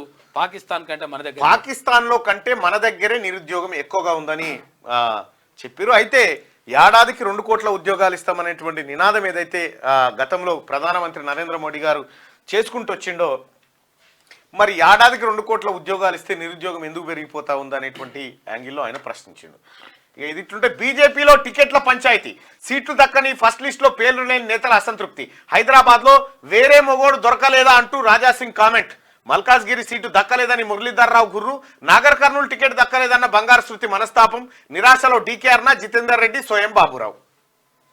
ఎంతమంది ఉంటారో ఎంతమంది పోతారో తెలుస్తలేదు. కానీ గమ్మత్ ఏంటంటే బీజేపీలో టికెట్ల పంచాయతీ, బీజేపీ క్రమశిక్షణ గల పార్టీగా మనకు ఏం లేవు. అటు జితేందర్ రెడ్డి ట్వీట్ చేసిండు, మురళీధర్ రావు ట్వీట్ చేసిండు. ఈ ఎంత ముంగడి పోతుందో ఏం కథనో. కానీ డీకేఆర్న నిరాశలనే ఉందట, జితేందర్ రెడ్డి సప్లై చేస్తలేదట, స్వయం బాబురావు టికెటే లేదు. పట్టణం నుంచి పల్లె దాకా డ్రగ్స్ మహమ్మారి. పాన్ డబ్బాలు కిరాణా షాపుల్లోనూ ఈజీగా దొరుకుతున్నది. ఇది చాలా ప్రమాదకరం. సిపిలు టీన్యాప్ డైరెక్టర్ ఆవేదన. డ్రగ్స్ ఫ్రీ రాష్ట్రంగా మారుద్దామని పిలుపు. స్కూల్స్ లో యాంటీ డ్రగ్స్ కమిటీ ఉండాలి. హైదరాబాద్ సిపి శ్రీనివాస్ రెడ్డి. భవిష్యత్తు నాశనం చేసుకోవద్దు, సైబరాబాద్ సిపి అవినాష్ మహంతి. అచ్చా, ఇక ఓ తండ్రిగా బాధేస్తున్నది రాచకొండ సిపి తరుణ్ జోషి. పేరెంట్స్ నిర్లక్ష్యంగా ఉండొద్దు, టీన్యాప్ డైరెక్టర్ షాండిలియా. కమిటీల ఏర్పాటుకు గైడ్ లైన్ జారీ చేస్తామన్న బుర్రా వెంకటేశం అంటూ ఒక వార్తను చూస్తా ఉన్నాం. ఇక్కడ డ్రగ్స్ నెట్వర్క్ దేశాన్నే కాకుండా యావత్ ప్రపంచాన్ని నాశనం చేస్తున్నదని హైదరాబాద్ పోలీస్ కమిషనర్ కొత్తకోట శ్రీనివాస్ రెడ్డి అన్నారు. పట్టణాలు గ్రామీణ ప్రాంతాలకు కూడా డ్రగ్స్ కల్చర్ పాకిందని ఆందోళన వ్యక్తం చేశారు. పబ్స్, కిరాణా షాపులు, పాన్ డబ్బాలు, టిఫిన్ సెంటర్లో ఈజీగా డ్రగ్స్ దొరుకుతున్నాయన్నారు. తెలంగాణను డ్రగ్స్ ఫ్రీ స్టేట్ గా మార్చాలని సూచించారు. నార్కోటిక్ టెర్రరిజాన్ని రూపొందించేందుకు స్టేట్ పోలీస్ డిపార్ట్మెంట్ ప్రత్యేక కార్యాచరణ సిద్ధం చేసిందని తెలిపారు. విద్యాశాఖ అధికారులు, టీచర్స్, స్టూడెంట్స్, పేరెంట్స్ భాగస్వామ్యంతో డ్రగ్స్, గంజాయిపై యుద్ధం ప్రకటించిందని చెప్పి ఆయన పిలుపునిచ్చారు. దరిద్రం ఏంటంటే, నేను మొన్న మార్నింగ్ న్యూస్ మా గ్రామం నుంచి చేసిన కదా, మా గ్రామంలో కూడా యువత పిల్లలు మొత్తం ఎంటర్ అయిపోయింది, ఆగమాగం అవుతా ఉంది. గ్రామాలలో కూడా ఈ డ్రగ్స్, గాంజాయి విపరీతంగా వెళ్ళిపోయింది. చాలా ప్రమాదకరమైన స్థాయిలో ఉంది. పాన్ డబ్బాలలో కూడా దొరుకుతా ఉందని మా నాన్న చెప్తా ఉండే. 3 డబ్బాలలో నువ్వు పోయి చెక్ చేయపోరా, అన్నిట్లలో ఉంటుందని చెప్తా ఉన్నాడు. చాలా డేంజర్ అది. అంటే ఈ మూడు చాలా డేంజర్. అంటే అసలు యాక్చువల్గా ఈ మూడింటి మీద చాలా అవగాహన కల్పించాలి, ప్రభుత్వం కూడా దీనిపైన చర్యలు తీసుకోవాలి. ఒకటి ఏంటంటే డ్రగ్స్, మద్యం, తర్వాత ఇంకొకటి ఏంటంటే రోడ్డు ప్రమాదాలు, ఇంకొకటి ఏంటంటే ఇప్పుడు ఈ సైబర్ నేరాలు. వీటిపైన పూర్తిగా అవగాహన కల్పించాలి, తల్లిదండ్రులు కూడా సహకరించాలి, అందరూ కూడా చేస్తేనే అవుతుంది ఇది. రైట్. కేసీఆర్ అవినీతిపై కేంద్రం ఎందుకు స్పందిస్తలే? అరెస్టు చేస్తామని చెప్పిన మోడీ, అమిత్ షా మాటలు ఏమైనాయి?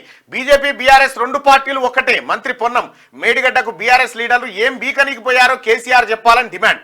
నందిగామ నుంచి షాద్ నగర్ వరకు ఆర్టీసీ బస్సులో జర్నీ చేసిండు రవాణా శాఖ మంత్రులు పొన్నం ప్రభాకర్. కేంద్రం కేసీఆర్ అవినీతిపై కేంద్రం ఎందుకు స్పందిస్తలేదు? కేంద్రం ఎప్పుడు ఎంతవరకు స్పందిస్తుంది అంటే, కేసీఆర్ భ్రష్టాచార్ కియా అంటారు, కేసీఆర్ నే కాళేశ్వరం को एटीएम बना दिया అంటారు. ఇక पूरा परिवार केसीआर परिवार ने भ्रष्टाचार में शामिल हुआ इनका पूरा परिवार అంటారు. మరి ఏ సార్ మరి చర్యలు అంటే అవి మమ్మల్ని అడగవద్దు, చర్యలు మాత్రం మేము తీసుకోము, మాటలు చెప్పమని చెప్తాం. మరి కాళేశ్వరంలో మీ పాత్ర ఏమైనా ఉందా ఏంది? మరి కేసీఆర్ తిన్న దాంట్లో మీకు ఏమైనా కప్పం కట్టిండా చెప్పాలి. ఇంకా సీఎం రేవంత్ రెడ్డితో బీఆర్ఎస్ ఎమ్మెల్యే తెల్లం వెంకట్రావు భేటీ. సీఎం రేవంత్ రెడ్డిని జూబ్లీహిల్స్లోని ఆయన నివాసంలో ఆదివారం పలు పార్టీల నేతలు కలిశారు. మంత్రి పొంగులేటి శ్రీనివాసరెడ్డితో కలిసి కుటుంబ సమేతంగా Bhadrachalam BRS MLA Tellam Venkatrao CM Revanth రెడ్డిని మర్యాదపూర్వకంగా కలిశారు. బీఆర్ఎస్ పార్టీకి చెందిన వరంగల్ మేయర్ గుండు సుధారాణి, బీజేపీ నేత బంగారు శృతి కూడా సీఎంతో వేరువేరుగా భేటీ అయ్యారంటూ ఒక వార్తను చూస్తా ఉన్నాం. ఇదే బంగారు తెలంగాణలో భాగం స్టార్ట్ అయిందన్నట్టు. ఇప్పుడు అధికారికంగా చేరారు, ఆ మ్యాజిక్ ఫిగర్ వచ్చేదాకా. అంతే, మ్యాజిక్ ఫిగర్ వచ్చేదాకా చేరారు. నేను చెప్తున్నాగా, నీ బీఆర్ఎస్ ఎల్పీ ఉంటేనన్ను అడుగు, అది ఉంటేనన్ను అడుగు. మొత్తం ఈ పార్లమెంట్ ఎన్నికలు అయిపోయే వరకాల బీఆర్ఎస్ పార్టీ అనేది క్లోజ్ అయిపోతుంది అంటారు. మేడిగడ్డ వ్యవహారంపై నేను ఎట్లా మాట్లాడతా? ఉరియక కాళేశ్వరం గురించి నువ్వే కదా మాట్లాడాల్సింది. కాళేశ్వరం గురించి ఏవరకా నీకు? మీరు మాట్లాడతారా కాళేశ్వరం గురించి? నేను కదా 70-80 పుస్తకాలు చదివి నా రక్తం బొట్టు ఖర్చు పెట్టి గదన్నానమ్మా. మళ్ళా మాట్లాడతాడట, నేనే మాట్లాడతా, మేడిగడ్డ వ్యవహారంపై నేనే మాట్లాడతా అంటుండు. టీవీల్లో డిబేట్ ఇంటర్వ్యూలు ఇస్తా అని చెప్పి కేసీఆర్ అంటుండు. నీకు దండం రా, ఒక్కసారి మార్నింగ్ న్యూస్ కు రా, మంచిగా మాట్లాడు, ఒక్కసారి రా మార్నింగ్ న్యూస్ కు. ప్రజలారా మీరన్న చెప్పురి కేసీఆర్ కు. నేను ఒక పోల్ పెడతా, ఇది ఆయన దగ్గర తీసుకపోరు జరా.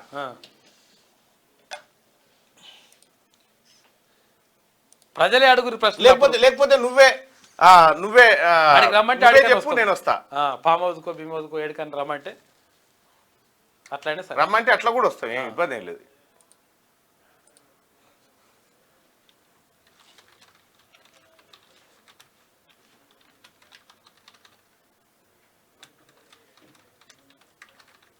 ఇప్పుడైనా వస్తా అంటుండే మరి డిబేట్లలో, టీవీలలో, ఇంటర్వ్యూలలో వస్తా అంటుండు మరి రా.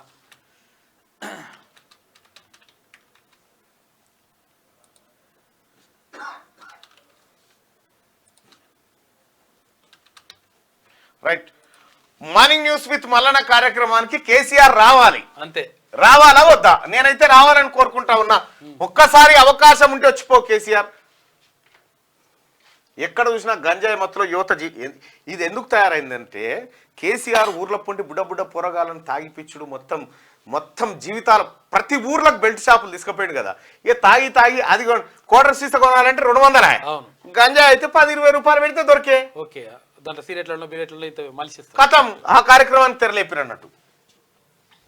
రైట్ గా మార్నింగ్ న్యూస్ విత్ మల్లన్న షోకు కేసీఆర్ రావాలా వద్దా? దయచేసి రావాలని చెప్పండి, ఓటింగ్ లో పాల్గొనండి. దయచేసి ముఖ్యమంత్రిగా పనిచేసినటువంటి కేసీఆర్ గారు, మీ మొదటి ఇంటర్వ్యూ ఇక్కడి నుంచే స్టార్ట్ చేయండి. మంచిది కేసీఆర్ గారు, మీరు మొదటిది ఇక్కడి నుంచే స్టార్ట్ చేస్తే అద్భుతంగా ఉంటది. 100% వస్తాడని అనుకుంటున్నాను. నేను కూడా ఎక్కువ ఇబ్బంది ఏం పెట్టా, మీరు రావచ్చు. ఎందుకంటే 87 ఏళ్ళ పెద్ద ఆయనే పట్టుకొచ్చినాం, 67 ఏళ్ళలో నువ్వు వస్తే తప్పేం లేదు కదా.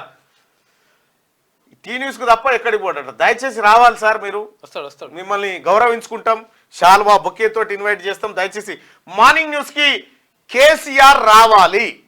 ఎట్లాగో మీరే అంటా ఉన్నారు, ఏమని మేడిగడ్డ వ్యవహారంపై నేనే మాట్లాడతా, టీవీలో డిబేట్ ఇంటర్వ్యూలు ఇస్తా అని చెప్పి కేసీఆర్ అంటా ఉండు.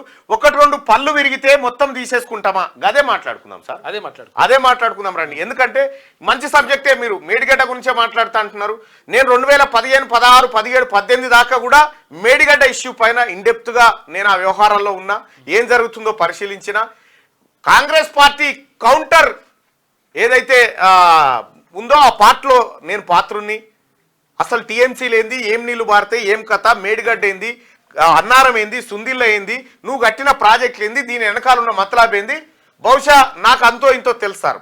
మీ అంత 70-80 పుస్తకాలు నాకు తెలియదు, కానీ మోతాదు వరకు అయితే తెలుసు. దయచేసి మార్నింగ్ న్యూస్ కి ముఖ్యమంత్రిగా పనిచేసినటువంటి కేసీఆర్ గారిని, పండితుణ్ణి, చీఫ్ ఇంజనీర్ ఆఫ్ ద చీఫ్ను, వరల్డ్ ఫేమస్ మేధావిని ఇన్వైట్ చేస్తా ఉన్నాం. మార్నింగ్ న్యూస్ మీకు అట్లా కూడా లేదు సార్, పాత కూడా లేదు, ఆఫీస్ మళ్ళీ మాడిఫై చేసి అవన్నీ ఉన్నాయి. మీరు దయచేసి రండి, లేకపోతే ఇక్కడ వీలు కాదంటే తమరే చెప్పండి ఒక ప్లేస్, అక్కడికే మా బృందం కూడా వస్తారు, నేను ఒక్కరిని వస్తా పోనీ. ఎట్లా అంటే గట్లే, ఇక లేదు మళ్ళా నువ్వు కుదరదంటే దర్శనం వస్తుంది. అట్లయినా సరే, మీరు ఎట్లా చెప్తే అట్లా వింటాం సార్. ఈ విషయంలో దయచేసి మార్నింగ్ న్యూస్ మాత్రం రావాలి. మార్నింగ్ న్యూస్ విత్ మల్లన్న షోకు కేసీఆర్ రావాలా వద్దా? రావాలని 190% అని చెప్తారు సార్. మీరు స్టార్ట్ చేయండి, మీరు ఇక్కడి నుంచే స్టార్ట్ చేయండి. కేసీఆర్ రావాలి. కేసీఆర్ ఇక్కడి నుంచే టీవీ డిబేట్ ఇంటర్వ్యూలకు వస్తా అని చెప్పి కేసీఆర్ అంటుడు. Please sir, please welcome, please welcome. రైట్గా ఒకటి రెండు పనులు పెరిగితే మొత్తం తీసేసుకుంటామా? వట్టి కాలు ఒక్కటే తుంటి తిరిగితే మొత్తం రెండో కాలను కూడా మడబెట్టామే మనము. రైట్, మేడిగడ్డ కూడా అంతే, రిపేర్ చేసుకుంటే సరిపోతుంది. అసెంబ్లీ ఎన్నికల్లో ఓడిపోతామని ముందే తెలుసాట. ఊరేక తెలుసా, జ్యోతిష్ని అడిగినట్టు 105 వస్తే రాసుకోని బయటిది. ఈసారి బీఆర్ఎస్ పార్టీ 115, 105 గెలవద్దు. మరి అది అవద్దమా ఏం కథ అనేది చూద్దాం. అసెంబ్లీ ఎన్నికల్లో ఓడిపోతామని ముందే తెలుసాటి నాకు. వాహ్, ఈ ఓడిపోతామని తెలిసినా కూడా ఏమంటున్నావు? మనకు ఈసారి 105 వస్తే నువ్వు రాసుకోవా 105 వస్తే ఈసారి అన్నాడుగా. అంటే ఆ మాట తప్పు అన్నట్టు. ఇప్పుడు బీఆర్ఎస్ పార్టీ పార్లమెంట్ ఎన్నికల్లో కూడా బొక్కబోర్లా పడబోతా ఉంది, కానీ మీదికి మాత్రం బీజేపీకి మనకు మధ్యలో వారు ఉంటుందని చెప్తా ఉన్నాడు.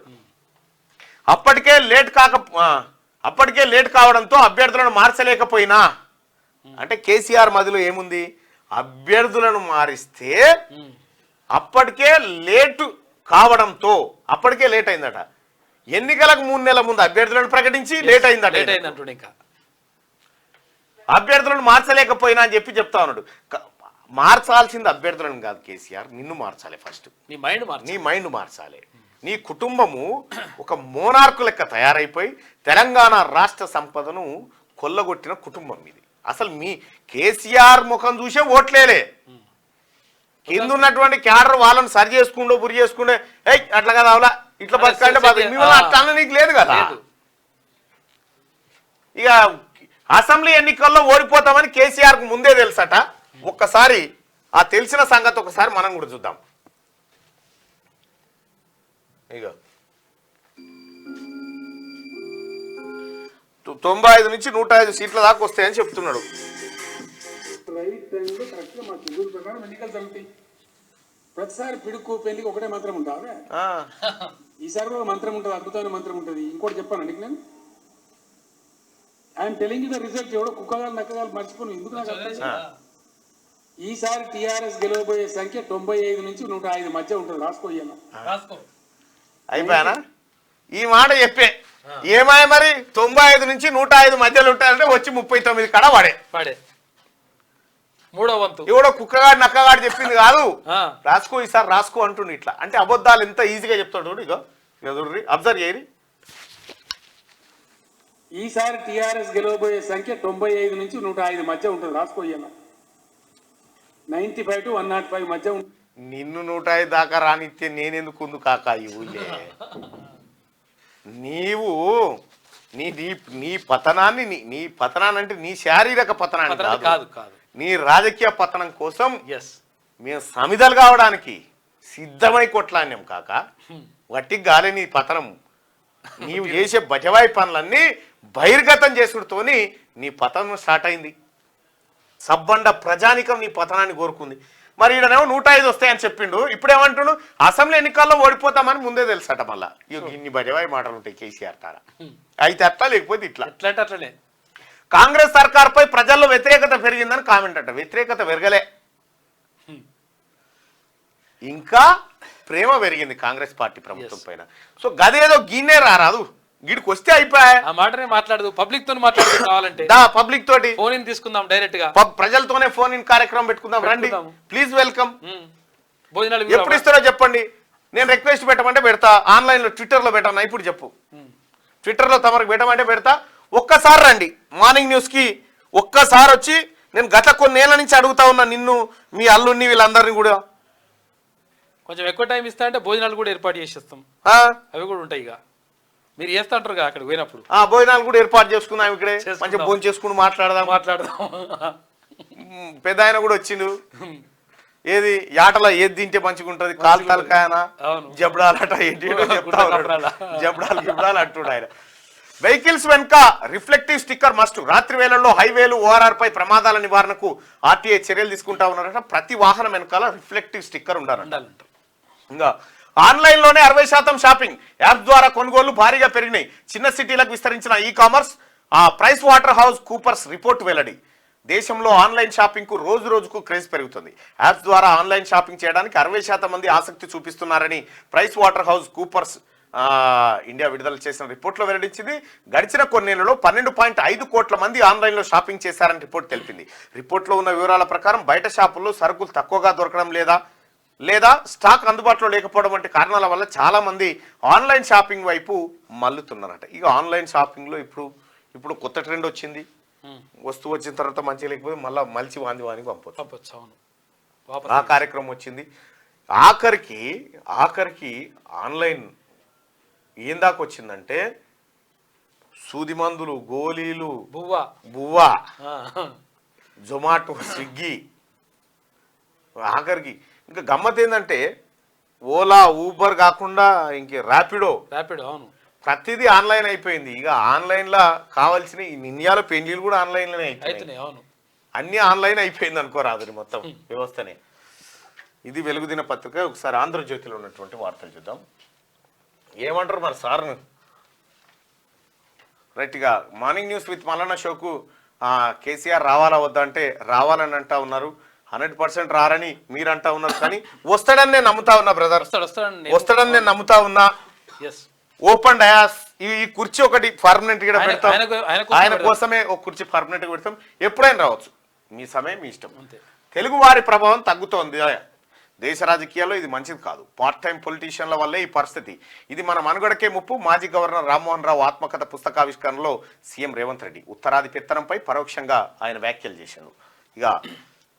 ఇవాళ మోడీ రాక ఆదిలాబాద్ బహిరంగ సభలో పాల్గొనున్న ప్రధాని రామగుండం ఎన్టీపీసీ పవర్ ప్లాంట్ ప్రారంభం, 6,000 కోట్ల పనులకు శంకుస్థాపన ప్రారంభాలు. సభలో ప్రధానితో కలిసి పాల్గొననున్న సీఎం రేవంత్ రెడ్డి. రేపు సంగారెడ్డిలో సభ, 9,000 కోట్ల విలువైన అభివృద్ధి పనులకు శంకుస్థాపన ప్రారంభోత్సవం. 12 రాష్ట్రాల్లో 10 రోజులు మోడీ సుడిగాడి పర్యటన ఉందంట, చేయబోతా ఉన్నాడు. ఇక కాళేశ్వరానికి 4 నెలలు హాలిడే. బ్యారేజీల డిజైన్లు 4 నెలలు కూడా పనిచేయలేదు. అది పనిచేసింది 4 నెలలు కూడా లేదు. 4 నెలలు రెస్ట్ చేయాల్సిన పరిస్థితికి వచ్చింది. బ్యారేజీల డిజైన్లు నిర్మాణంపై అధ్యయనానికి కమిటీ. ఇంకెవరా కమిటీ? ఇందులో కేసీఆర్, కేటీఆర్ మించిన కమిటీ ఎక్కడదా? వాళ్ళే కమిటీ. మేడిగడ్డ, అన్నారం, సుందిల బ్యారేజీల వైఫల్యాలకు కారణాలు, పరిష్కారాలు కనుగొనాలంటూ మార్గదర్శకాలు. 4 నెలల్లోగా నివేదిక సమర్పించాలని గడువు. ఆ తర్వాతే మరమ్మతులు, పునరుద్ధరణకు అవకాశం. జూన్, జూలైలో వరదలు, మరమ్మతులకు వీల్లేని పరిస్థితి. ఏడాది కాలం వృధా అవుతుందా అన్న అనుమానాలు. 6న ప్రాజెక్టును పరిశీలించనున్న నిపుణుల కమిటీకి అన్ని విధాలుగా సహకరిస్తామని చెప్పి ఉత్తమ్ కుమార్ రెడ్డి చెప్తా ఉండు. కేంద్రం కమిటీ ఇది, రాష్ట్ర కమిటీ కూడా కాదు. రాష్ట్ర కమిటీ ఆల్రెడీ విజిలెన్స్ రిపోర్ట్ వచ్చింది. ఇప్పుడు కేంద్ర కమిటీ ఇగో బర్రె చూడండి. ఈ చిన్నగా కనిపిస్తుంది కానీ మనిషి పడతాడు, మనిషి పడతాడు అలా. మల్లారెడ్డి ముఖం పెడితేనే లోపలికి పోయింది. ఆయనతో సిమెంట్తో అట్లే మెత్తేది ఉండేవాడన్న. ఇక ఎమ్మెల్యేలపై వ్యతిరేకతతోనే పార్టీ ఓటమి. సిగ్గుండాలి. ఎమ్మెల్యేలతోని వ్యతిరేకత ఉండవచ్చు, కానీ మీ కుటుంబం మీద ఉన్న వ్యతిరేకతే.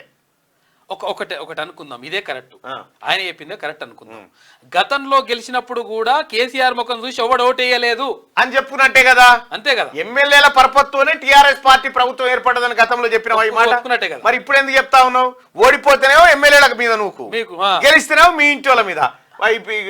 జిహెచ్ఎంసీ ఎన్నికల్లో ఈ పిల్లవాడు చాలా బాగా పనిచేసినాడని పరిణామం, ఈ పిల్లవాడు మున్సిపల్ శాఖ కూడా ఆ పిల్లవాడికి అప్పచెప్తా ఉన్నా అని చెప్పి, గెలిస్తేనేమో మీ ఖాతాల, ఓడిపోతేనేమో ఎమ్మెల్యేల మీద నువ్వు కూర ఓడిచిపోతుంది. ఏం కథ? పెళ్లింది భోజనాలు ఉన్నాయిరా అంటే నేనున్న పెళ్లి భోజనాలు ఉన్నాయంటే అయ్యో నేనుంటే నా మనవాడు ఉంటే వస్తూనే ఉన్నమాట. కొట్లాట ఉందిరా అంటే నేను ముసలోడేనా వాడు చిన్నోడైనా, ఏడ కొట్లాడతావా? ఇగో ఇట్లా కథ. వా, మీ అంత యాక్టర్స్, మీ అంత ఈ బాతాల పోషెట్టి డ్రామారావు పేర్లు అయితే ఇక ఇంతకు మించిన పేర్లు మీ అమ్మనాయన కూడా పెట్టరు. ఇంత మంచి ఆ పెద్ద మనిషి కూడా చెప్తున్నా, ఆ పెద్ద మనిషి కూడా చెప్తుండు, ప్రేమలాల్ బాతాల పోషెట్టి అని పిలుస్తారట ఆయన కూడా. కేసీఆర్ గెలవాలని ప్రజలు కోరుకున్నారట. ఒకసారి అడుగుదామా సార్ జనాన్ని? కేసీఆర్ గెలవాలని ప్రజలు కోరుకున్నారట. కేసీఆర్ గెలవాలంటే ఎమ్మెల్యేలు గెలవాలి కదా. మరి విజయం ఏంటంటే ఏం లేదు, వట్టిదే డంబాచారం అయిపోయింది. లోటల రాలేసి లొడలొడ ఊపినట్టుగా కేసీఆర్ ఇంకేదన్నా చేద్దాం, ఇంకేదన్నా ఆఖరి ప్రయత్నం చేద్దాం, ఏది మన ఎండి శంషతో నీళ్లు పోతా ఉన్నాడు అన్నట్టు బీఆర్ఎస్ పార్టీకి ఇప్పుడు దింపుడు గల రుచి బాపు అట్రా కార్యక్రమం కాడున్నాడు అన్నట్టు. ఇప్పుడు ఈ కూ కార్యక్రమం కాడున్నాడు కేసీఆర్. కూవే. ఓడిన ఎమ్మెల్యేలపై వ్యతిరేకత ఇంకా తగ్గలేదట. అగో ఇంకా తగ్గలేదట. అసెంబ్లీ ఎన్నికల ఫలితాలను పట్టించుకోవద్దు. అసలు నీకు అసెంబ్లీ కాకపోతే పార్లమెంట్ ప్రధానమంత్రి అయ్యేది ఉందా? లోక్సభ ఎన్నికల్లో బీఆర్ఎస్ బీజేపీ మధ్య పోటీ. ఇది ఈ రోజుకు జోకు. ఎల్ఆర్ఎస్ ను విమర్శించి ఇప్పుడు అమలు చేస్తా ఉన్నారు. రాష్ట్ర వ్యాప్తంగా బస్సు యాత్రలు చేపడతాం. ఇంకా మహిళలను కూడా తీసుకుపోయి ఫ్రీ మహిళలకైతే. బీఆర్ఎస్ శ్రేణులతో మాజీ సీఎం కేసీఆర్ 12న కరీంనగర్లో భారీ బహిరంగ సభ పెట్టబోతా ఉన్నట. కొద్ది రోజుల పాలనలోనే కాంగ్రెస్ సర్కార్పై ప్రజల్లో తీవ్ర వ్యతిరేకత మొదలైందని అంటాడు. బాతాల పోసేటి చెప్పినటువంటి ముచ్చట్నే మళ్ళొక్కసారి పోలు పెట్టుకుందామయ్యా. పోలు పెట్టుకొని కాంగ్రెస్ పార్టీ ప్రభుత్వం పైన ప్రజా వ్యతిరేకత పెరిగిందని చెప్పి చెప్తా ఉన్నాడు. ఇది నిజమా వద్దమా? ఒకసారి పోలు పెట్టుకుని బాతాల పోషెట్టి గారు గౌరవనీయులు ఒకసారి చూడాలి తమరు. ఇంకా నీకు శరం వస్తలేదు పో.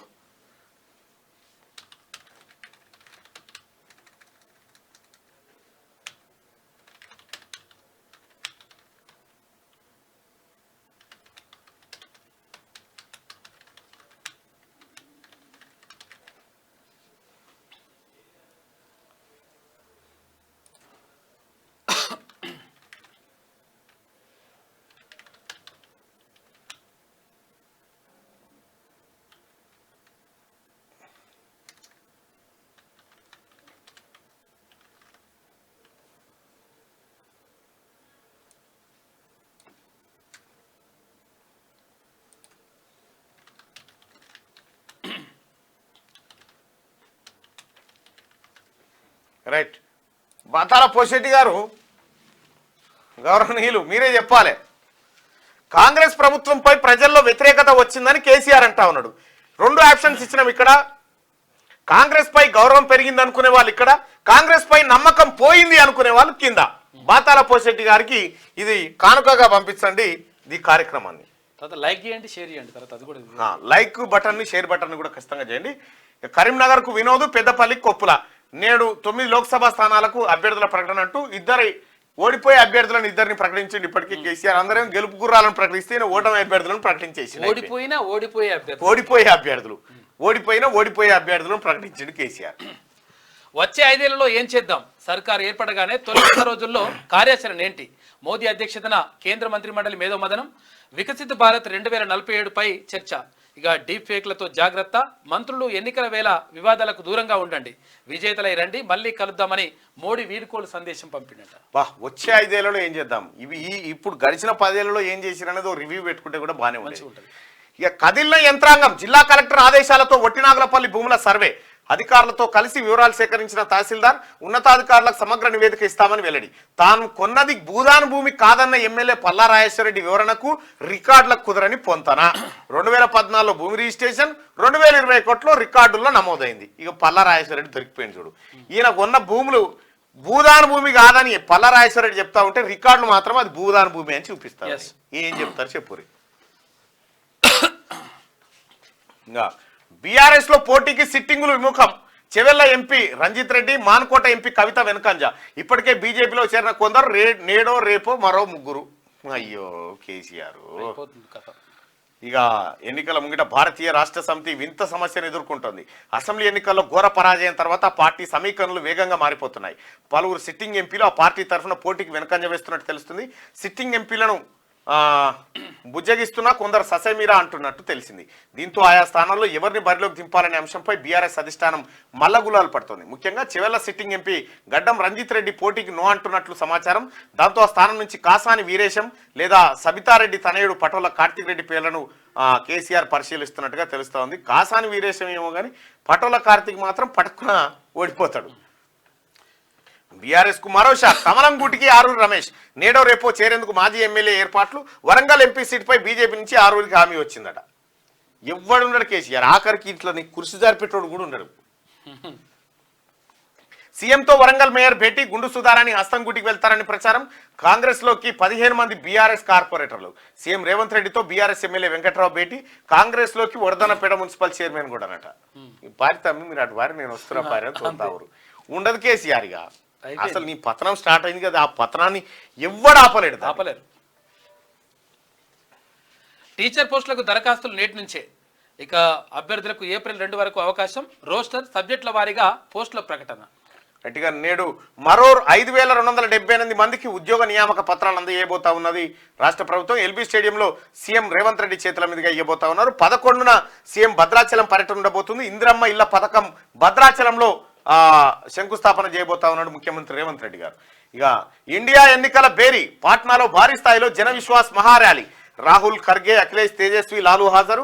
వామపక్షాల నేతలు కూడా. నితీష్ పై నేతల విసుర్లు. ఆయన్ను మళ్ళీ కూటమిలోకి తీసుకోవద్దని చెప్పి ఖర్గే అంటా ఉన్నాడు. ఈసారి వస్తే బయటకు నెట్టేస్తామని చెప్పి లాలూ అంటా ఉన్నాడు. లోక్సభ ఎన్నికల్లో ఉత్తరప్రదేశ్, బీహార్లో ఓడిస్తే బీజేపీ అధికారంలోకి రాదు అని చెప్పి అఖిలేష్ యాదవ్. అయితే దీనికి నేను ఒకటి ఏమంటే, రాహుల్ గాంధీ గారికి చాలామంది చెప్తా ఉన్నారు, సార్ ఇక్కడి నుంచి పోటీ చేయి, సార్ అక్కడి నుంచి పోటీ చేయి అని చెప్పి చెప్తా ఉన్నారు. రాహుల్ గాంధీ గారు యూపీ నుంచే పోటీ చేయాలి, యుద్ధ క్షేత్రం నుంచే పోటీ చేయాలి. ఆయన ఓ ప్రధానమంత్రి అభ్యర్థిగా ఆయన అక్కడే పోటీ చేయాలి. ఆ యూపీలో కొడితేనే, ఆ కుంభస్థలం కాడ కొడితేనే పర్ఫెక్ట్ ఉంటుంది. ఇక స్థానాలు కూడా అక్కడ ఉన్నాయి. ఏది లోక్సభ స్థానం. రైట్గా ఏదో సింపతి కోసం మమ్మల్ని యాది పెట్టుకుంటాడేమో అని ఇట్లా చెప్తా ఉంటారు, కానీ అది కాదు.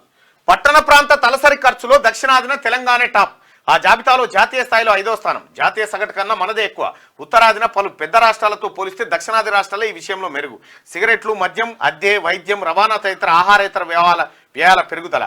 11 ఏళ్లలో ఆహారంపై తగ్గిన ఖర్చు 2022-23 గృహ వినియోగ వ్యయ సర్వేలో వెల్లడి అంటూ పట్టణ ప్రాంత తలసరి ఖర్చులో దక్షిణాదిన తెలంగాణనే టాప్ లో ఉందట. ఇక జగన్ కు భారీ ఓటమే. ఆంధ్రాలో టీడీపీ గెలుపు ఖాయం. ప్రజలు అభివృద్ధి కోరుతారు, యువత ఉద్యోగాలు అడుగుతారు. భవంతిలో కూర్చొని బటన్ నొక్కితే ఓట్లు రాలవు. జగన్ కు కేసీఆర్ గతే పడుతుందని చెప్పి ప్రశాంత్ కిషోర్ చెప్తున్నటువంటి మాట. సో ఇవి ఆంధ్రజ్యోతిలో ఉన్నటువంటి వార్తలు. ఇవి ఒకసారి శనార్థి తెలంగాణ.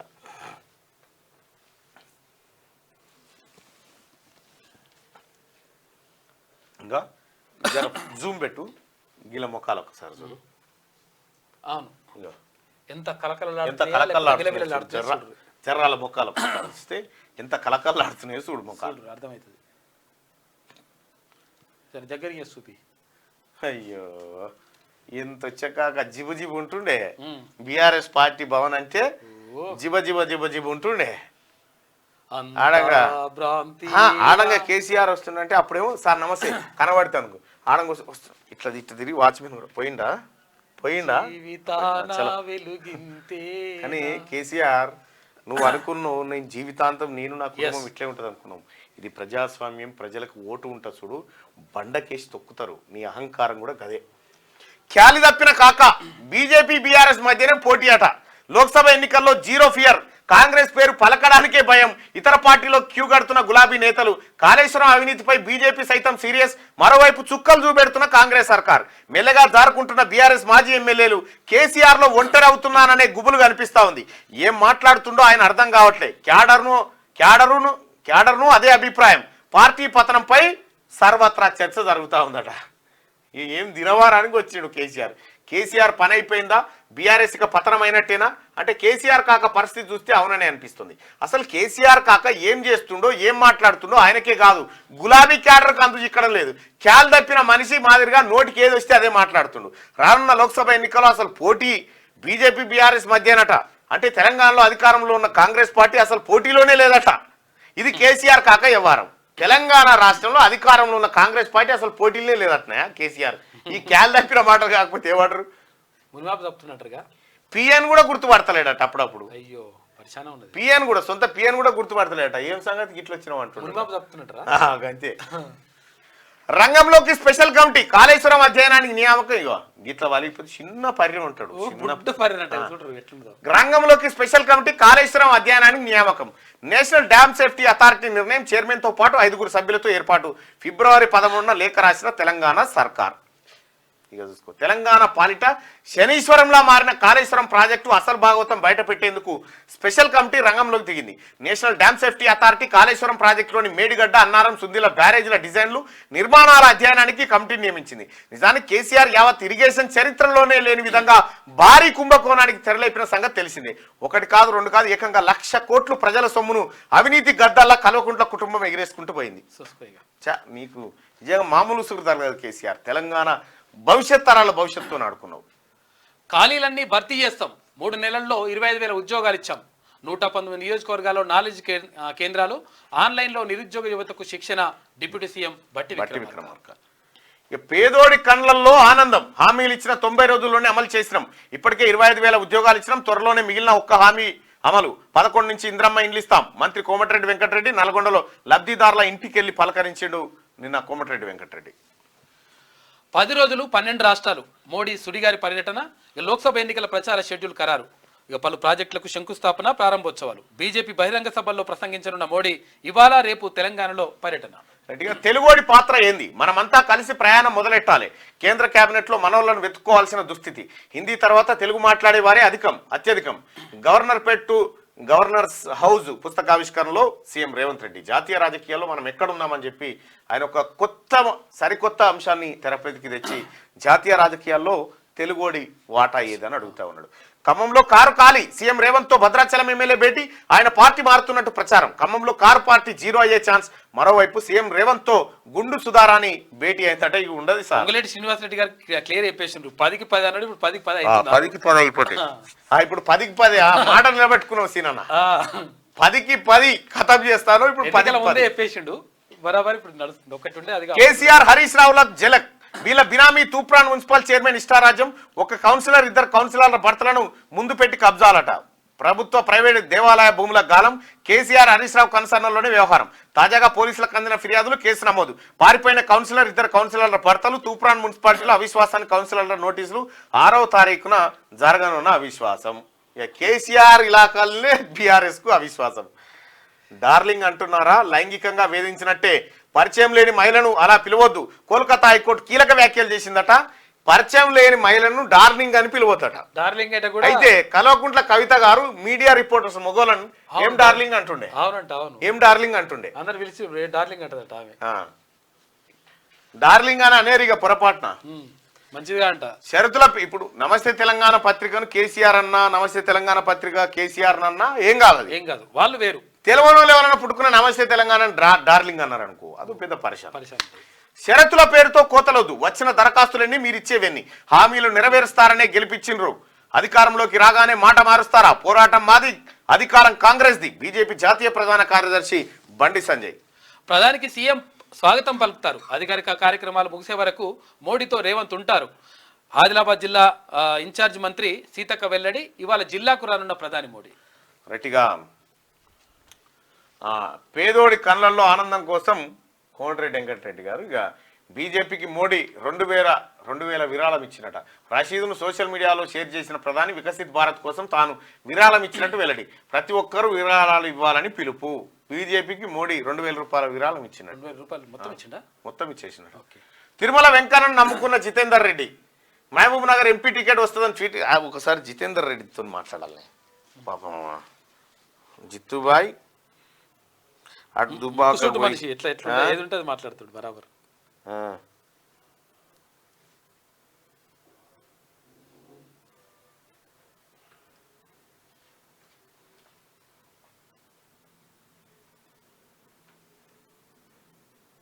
కలిపే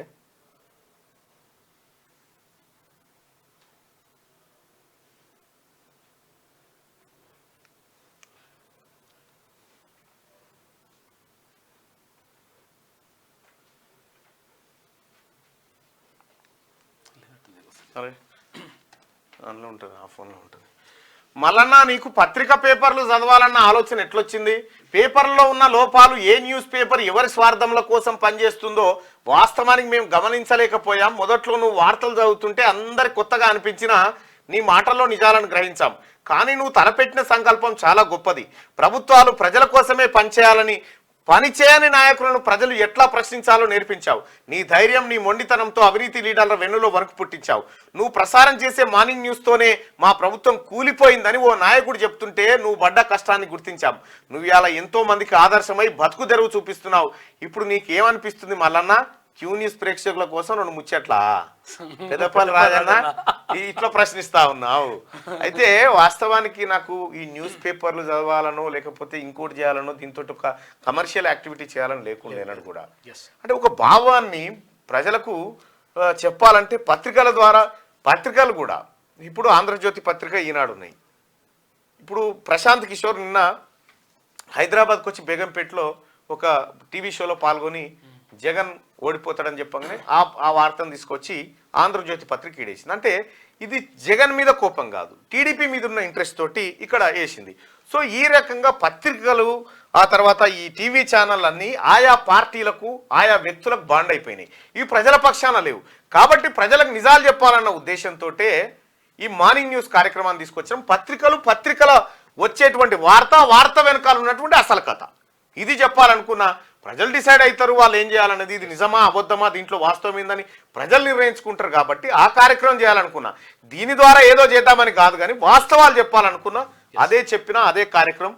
ఇవాళ క్యూ న్యూస్ మనం పత్రికలు పెడితే ఆఖరికి టీవీ 9 అయినా కూడా పత్రికలు పెట్టి చదివే కాడికి మనం ఇప్పుడు ఈ ఒక డిజిటల్ బోర్డుని తీసుకొచ్చి మార్నింగ్ న్యూస్ ని మళ్ళీ కొత్త అప్డేట్ తీసుకురావడంతో ఇక అందరు డిజిటల్ న్యూస్ పెట్టి ఇక సరే అందరు కార్యక్రమాలు చేస్తా ఉన్నారు. కొంతమందికి ఉపాధి కూడా దొరికిందని చెప్తా ఉన్నారు. సంతోషం, ఉపాధి దొరికితే సంతోషం. కానీ ఎప్పుడైతే మీరు గుర్తుపెట్టుకోండి, నేను సహచర మిత్రులకు కూడా చెప్తా ఉన్నా, ఎవరైతే జర్నలిస్ట్గా కొద్దిగా మేము ఇట్లా ఐడెంటిటీ కోసం ప్రయత్నం చేసి ప్రజల్లోకి పోవాలనుకుంటా ఉన్నారో వాళ్ళకి చెప్తా ఉన్నా, మీరు న్యూస్ను కమర్షియల్ యాక్టివిటీగా మలిస్తే కొలాప్స్ అవుతారు. న్యూస్ను కమర్షియల్ యాక్టివిటీగా మలచకూడదు. కమర్షియల్ యాక్టివిటీగా మలిస్తే నేను ఎప్పుడు కూడా దీని ఓ సంస్థను చేయాలి, క్యూ న్యూస్ అనేది ఇట్లా ఉండాలి, ఓ తీన్మార్ మల్లన్న టీం అనేది ఉండాలి. ఇదంటే అంటే ఒక ఫోర్సును తయారు చేయడానికి, ఒక ఫోర్సు ఈ రాష్ట్ర ప్రభుత్వం పైన ప్రెజర్ చేయడానికి, ప్రజల్లోకి వాస్తవాలు తీసుకుపోవడానికి ఒక ఫోర్స్ కావాలనుకున్నా. దానికోసం తీన్మార్ మల్లన్న టీమును తీసుకొచ్చినాం, ఆ తర్వాత క్యూ న్యూస్ని తీసుకొచ్చినాం. వీటిలో భాగంగా అన్ని తీసుకొచ్చినాం. సరే ఇవి ఎంతమందికి ఏం చేసినాయి అనేది నేను చెప్పను, కానీ ఒక్కసారి ఒక మాట అయితే చెప్తా. క్యూ న్యూస్ అంటే ప్రజలకి ఒక నమ్మకం, ఒక భరోసా. మీరు చూడండి, ఇప్పుడు ఎవరికి కొంతమంది ఛానల్ గీనలు పెట్టుకుంటా ఉన్నారు కదా. ఒకసారి నువ్వు కెమెరాది ఒకసారి బయటికి పోదాం. నేనైతే బయట ఎవరు ఉన్నారో చూడలే, ఒకసారి చూద్దాం. బయటకు పోయి చూద్దాం. బయటకు పోయి చూస్తే బయట ఉన్న వాళ్ళు ఎవరు, ఎందుకు వచ్చారు మనకు కూడా తెలియదు.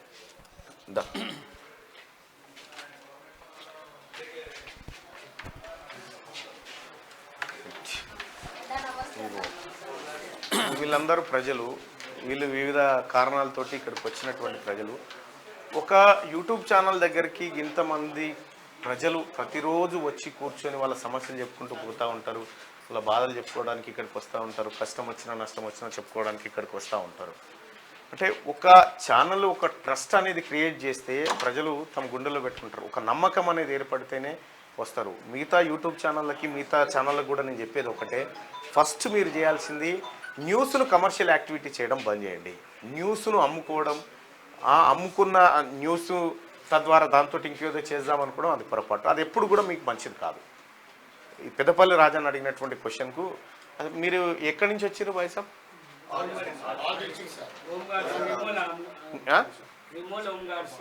మీరు రిమూవల్ హోమ్ గార్డ్స్. అయితే నేనేమంటున్నా, ఇది క్యూ న్యూస్ ఆఫీస్ కదా, మీరు గవర్నమెంట్ ఆఫీస్ దగ్గరికి పోవాలి కదా. అంటే మీ దగ్గరికి వస్తే న్యాయం కలుగుతుందని మీ దగ్గరికి వచ్చినాం. మల్లన్న గారికి వస్తే మాకు 100% న్యాయం కలుగుతుందని. పెద్ద పెద్ద ఛానల్ మొత్తం కమర్షియల్ అయిపోయినాయి సార్. మా బోడిగారు పట్టించుకున్న ఛానల్ ఎవరు లేరు. మీరొక్కరు మాకు గవర్నమెంట్ పేదోళ్ళ తరఫున అంతా కమర్షియల్, వాళ్ళు ఏమొస్తుంది, ఏ న్యూస్ రాస్తే ఏమొస్తుంది అని చూస్తాం తప్ప పేదోళ్ళకి సాయం చేయాలి, మా బోడిగాలను సాయం చేసే ఛానల్ ఏది లేదు. మల్లన్న క్యూ న్యూస్ కాకపోతే మాకు న్యాయం జరుగుతుందని 100% న్యాయం. మీరు ఇన్నేళ్ళు ఇప్పుడు మీరు ఎక్కడెక్కడి నుంచో వచ్చినారు కదా, మరి మిగతా ఛానల్ కాడికి ఎందుకు పోరు? మీరు ఏ ఛానల్ పోయినా కూడా జస్ట్ వాళ్ళ దానం ఏదైతే అవసరం ఉందో అది మాత్రం వేస్తున్నారు సార్. మా హోంగార్డ్ వ్యవస్థ అనేది పట్టించుకోవట్లేదు సార్ మమ్మల్ని. ఆల్రెడీ ప్రజా దర్బార్గా పోయినాం, TV9 కాడ పోయినాం, NTV పోయినాం, V6 పోయినాం, అందరు ఛానల్ వాళ్ళు మమ్మల్ని చూస్తున్నారు. కానీ తీరా చూస్తారు టీవీలో మాత్రం మా ప్రోగ్రామ్ ని రిలీజ్ చేస్తలేదు సార్. రాయట్లేదు సార్ మమ్మల్ని. మొత్తం ఘోరమైన పరిస్థితులు మమ్మల్ని చూస్తున్నారు సార్. సీఎం గారు కూడా కలగలుగుతాను కానీ ఆగమ్మా. ఈఎస్ఐ సనత్ నగర్ హాస్పిటల్ నందు 2011 సంవత్సరంలో అవుట్ సోర్సింగ్ విధానంలో నియమించబడింది సెక్యూరిటీ మరియు స్వీపర్ వ్యక్తులము. అయితే మీరు ఏం చెప్తా ఉన్నారు ఇప్పుడు? మీకు జీతాలు? మాకు జీతాలు కాదన్న, మమ్మల్ని 10 సంవత్సరాలు అవుట్ సోర్సింగ్ లేకుండే. తెలంగాణ ప్రభుత్వం వచ్చినాక మాకు ఏం చేసిరా అంటే అవుట్ సోర్సింగ్ లేకుండా లేబర్ యాక్టివేట్ కింద మీరు లేబర్ అని చెప్పేసి మమ్మల్ని పెట్టిర్రు.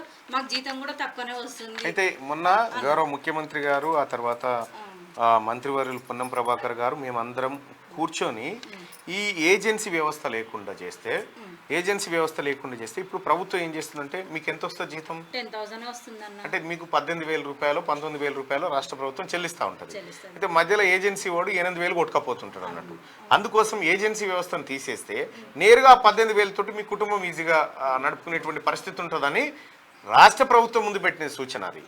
రాష్ట్ర ప్రభుత్వం నుంచి పైసలు పోతలేవంటే పోతున్నాయి, కానీ మీకు చేరతలేవు. మధ్యలో ఏజెన్సీ వాళ్ళు కొట్టేస్తున్నారు కాబట్టి దానికోసమని ముఖ్యమంత్రి గారి దృష్టికి తీసుకుపోవడం జరిగింది. ఆయన మధ్యలో ఇది ఉంది. అయితే ఉన్నది కాబట్టి మరి మమ్మల్ని ఏం చేసిరు అంటే మొన్న అవుట్ సోర్సింగ్ లెక్క ఉన్నారని చెప్పేసి పాత వాళ్ళు ఎవరైతే ఉన్నారో ఒక 26 మందే ఉండే మేము పోయినప్పటికీ. ఆ 20 మంది కాకుండా ఒక 100 మంది అయ్యారు. ఇప్పుడు మాకంటే వెనుకొచ్చిన వాళ్ళంతా అవుట్ సోర్సింగ్ అయ్యారు.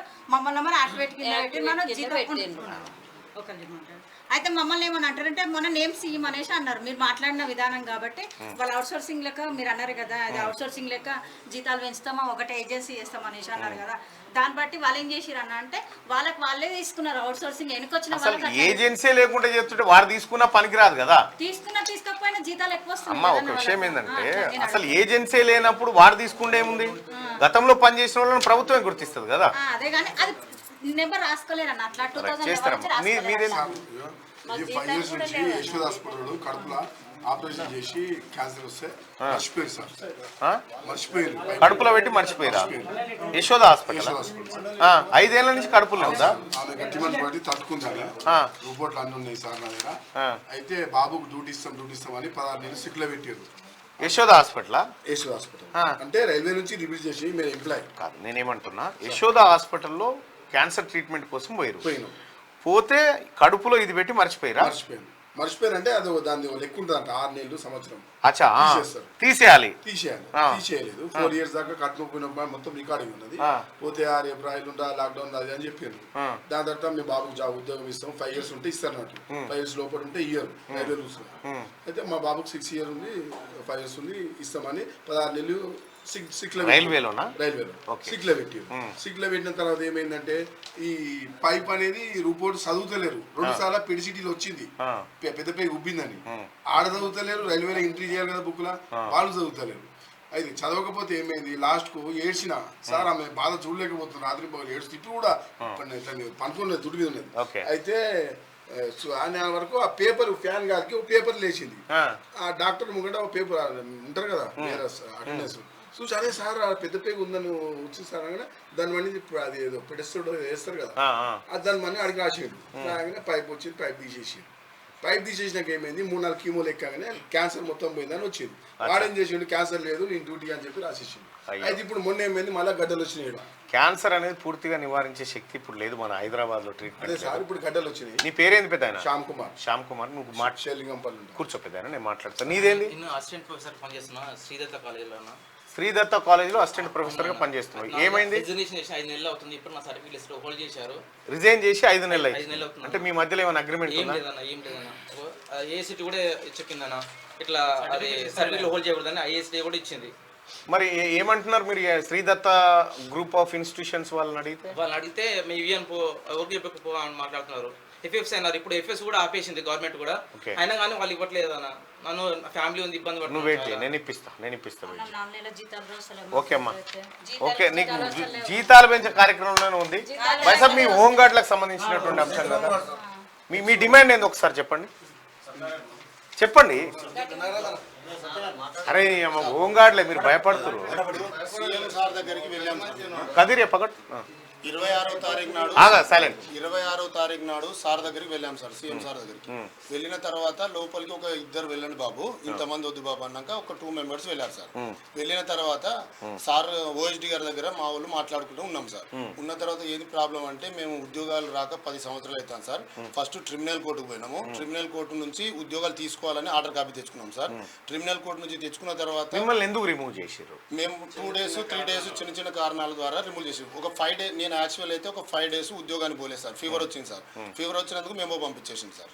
మేము పంపించి రిమూవ్ ద నోటీస్ అని పెట్టేసాం. Service sir. సో ఇప్పుడు ఏం డిమాండ్ చేస్తారు మీరు? ఇప్పుడు ఏం లేదు సార్, మేము మా ఉద్యోగాలు మాకు కావాలని హైకోర్టు నుంచి కూడా నోటీస్ తెచ్చుకున్నాం సార్.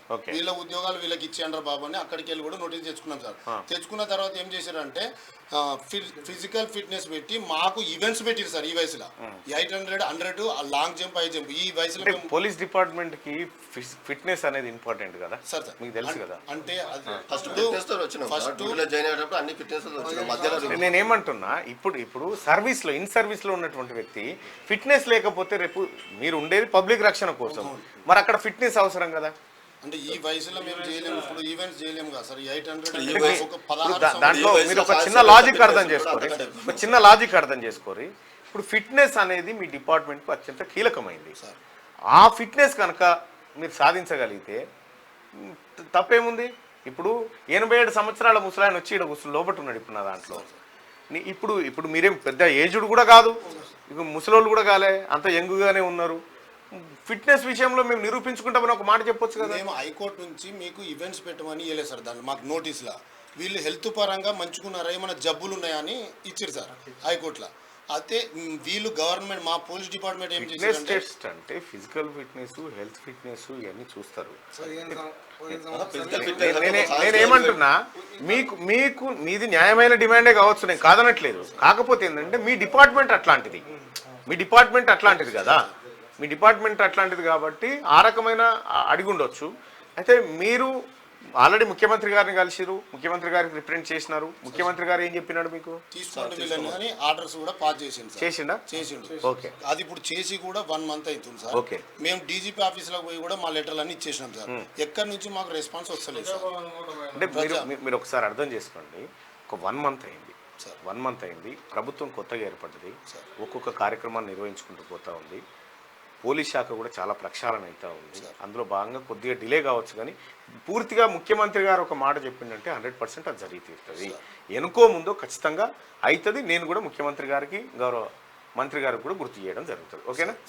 Thank you. రైట్, కూర్చోండి. కొద్దిగా ల్యాండ్ పంచాయతీ కదా, కూర్చో పెద్ద ఆయన. ఉండండి అమ్మ, అందరూ ఉండండి.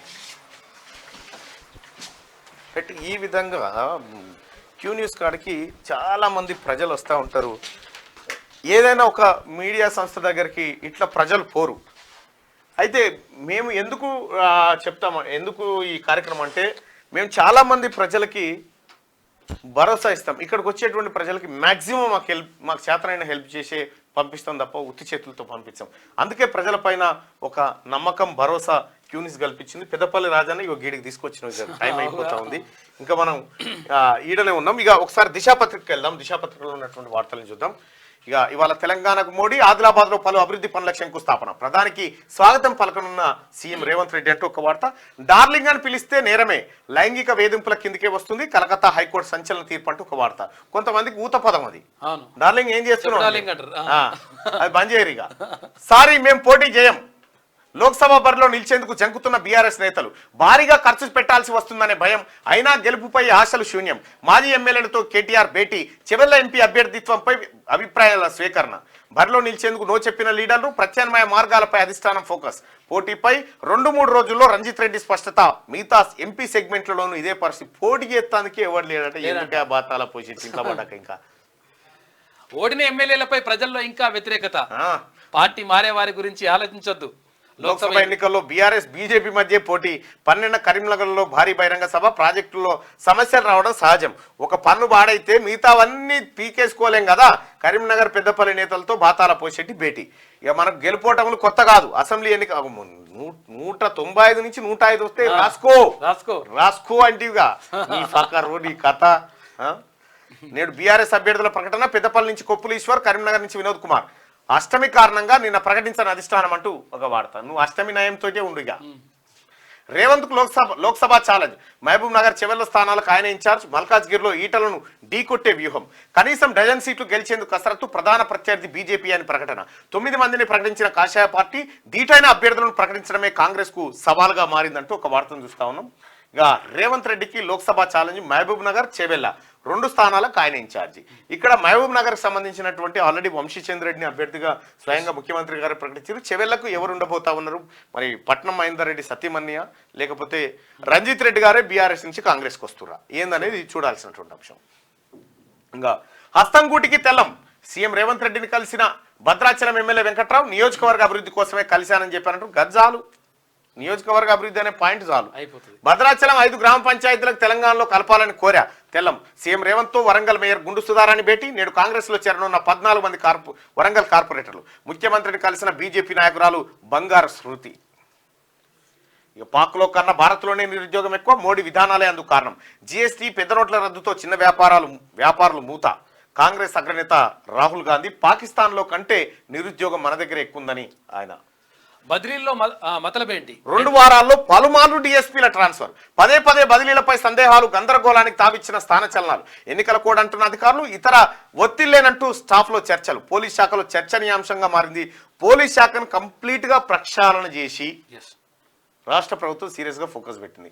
ప్రభుత్వానికి గ్యారంటీలు కావు మోసాలు, కండిషన్లతో పథకాల్లో కోత, 1000 మందిని పెండ్లికి పిలిచి 10 మందికి అన్నం పెడతానంటే ఎలా, మోడీ లేని భారత్ ను ఊహించుకోలేం. ప్రజాహిత యాత్రలో బండి సంజయ్.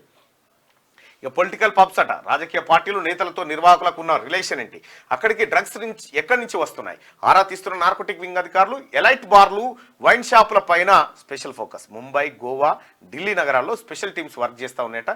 ఈ పబ్బులకు డ్రగ్స్ ఎక్కడి నుంచి వస్తున్నాయి అనే విషయం పైన ఫోకస్ పెట్టినట యాంటీ నార్కోటిక్ బ్యూరో. జాతీయ రాజకీయాల్లో సత్తా చాటాలి, నీలం సంజీవ్ రెడ్డి, ఎన్టీఆర్, పివి లాంటి నేతలు నేషనల్ పాలిటిక్స్ ని శాసించారు.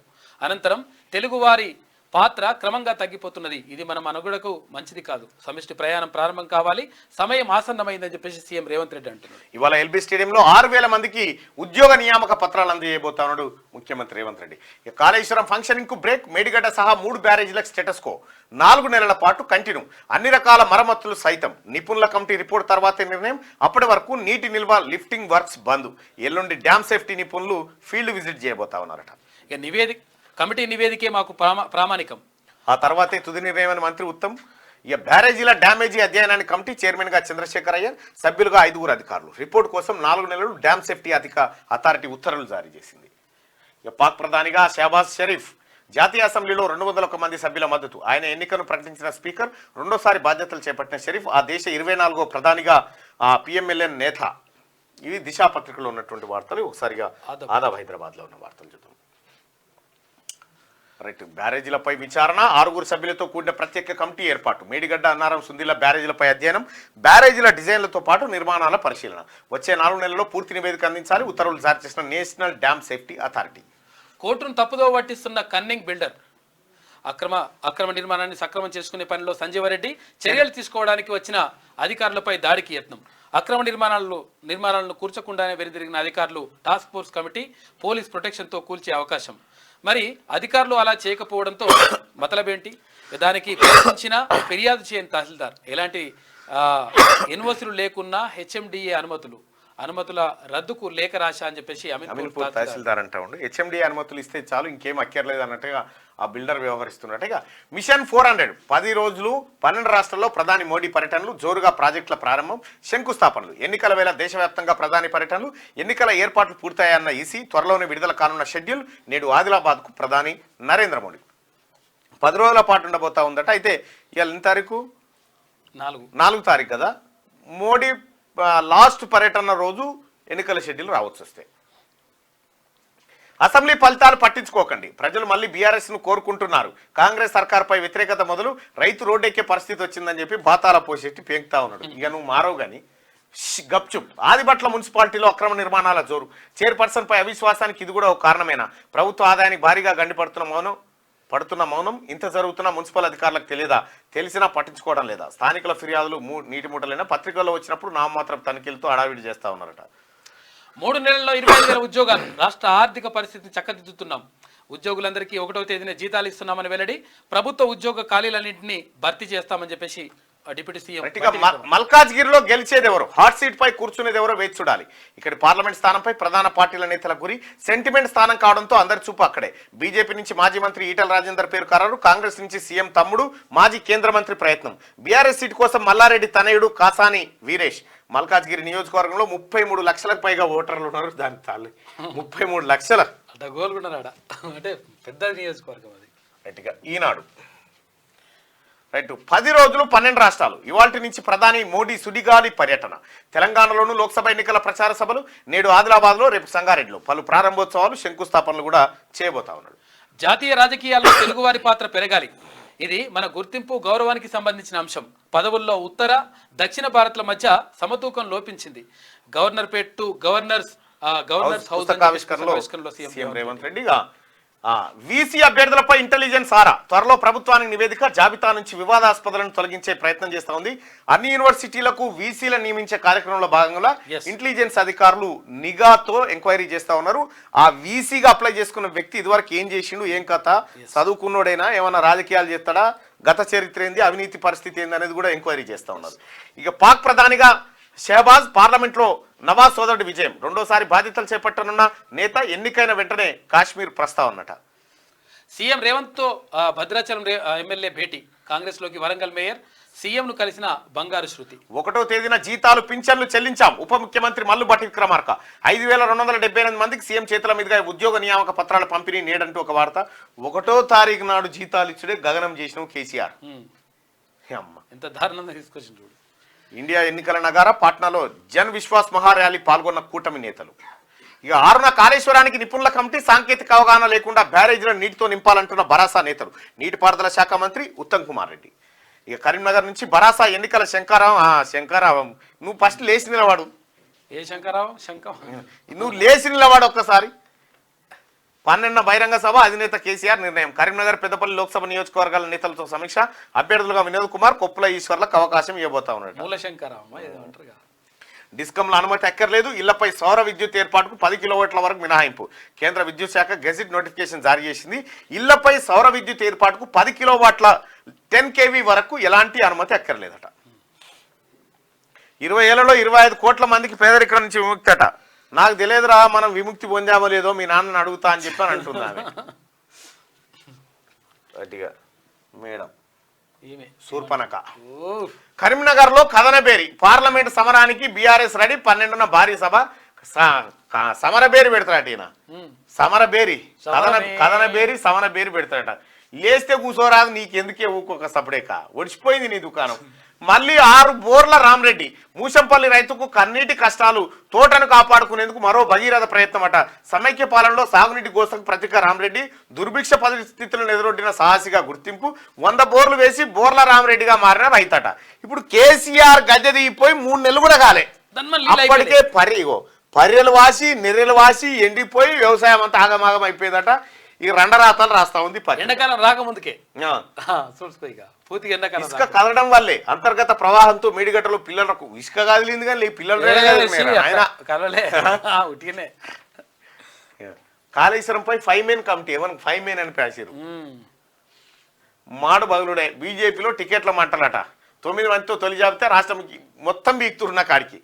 ఢిల్లీలో తగ్గుతున్న తెలుగు ప్రభ హర్షవర్ధన్ గుడ్ బై. క్రికెట్ నిరాకరణతో బీజేపీకి కేంద్ర మాజీ మంత్రి రాజీనామా అంటే నేటి వరకు జేఈ దరఖాస్తు గడువు మోదీ హామీకి 5 నెలలు అమలు కానీ పసుపు బోర్డు హామీ అటకెక్కిన ఆదిలాబాద్ ఇచ్చిరండి ఆయన ఆల్రెడీ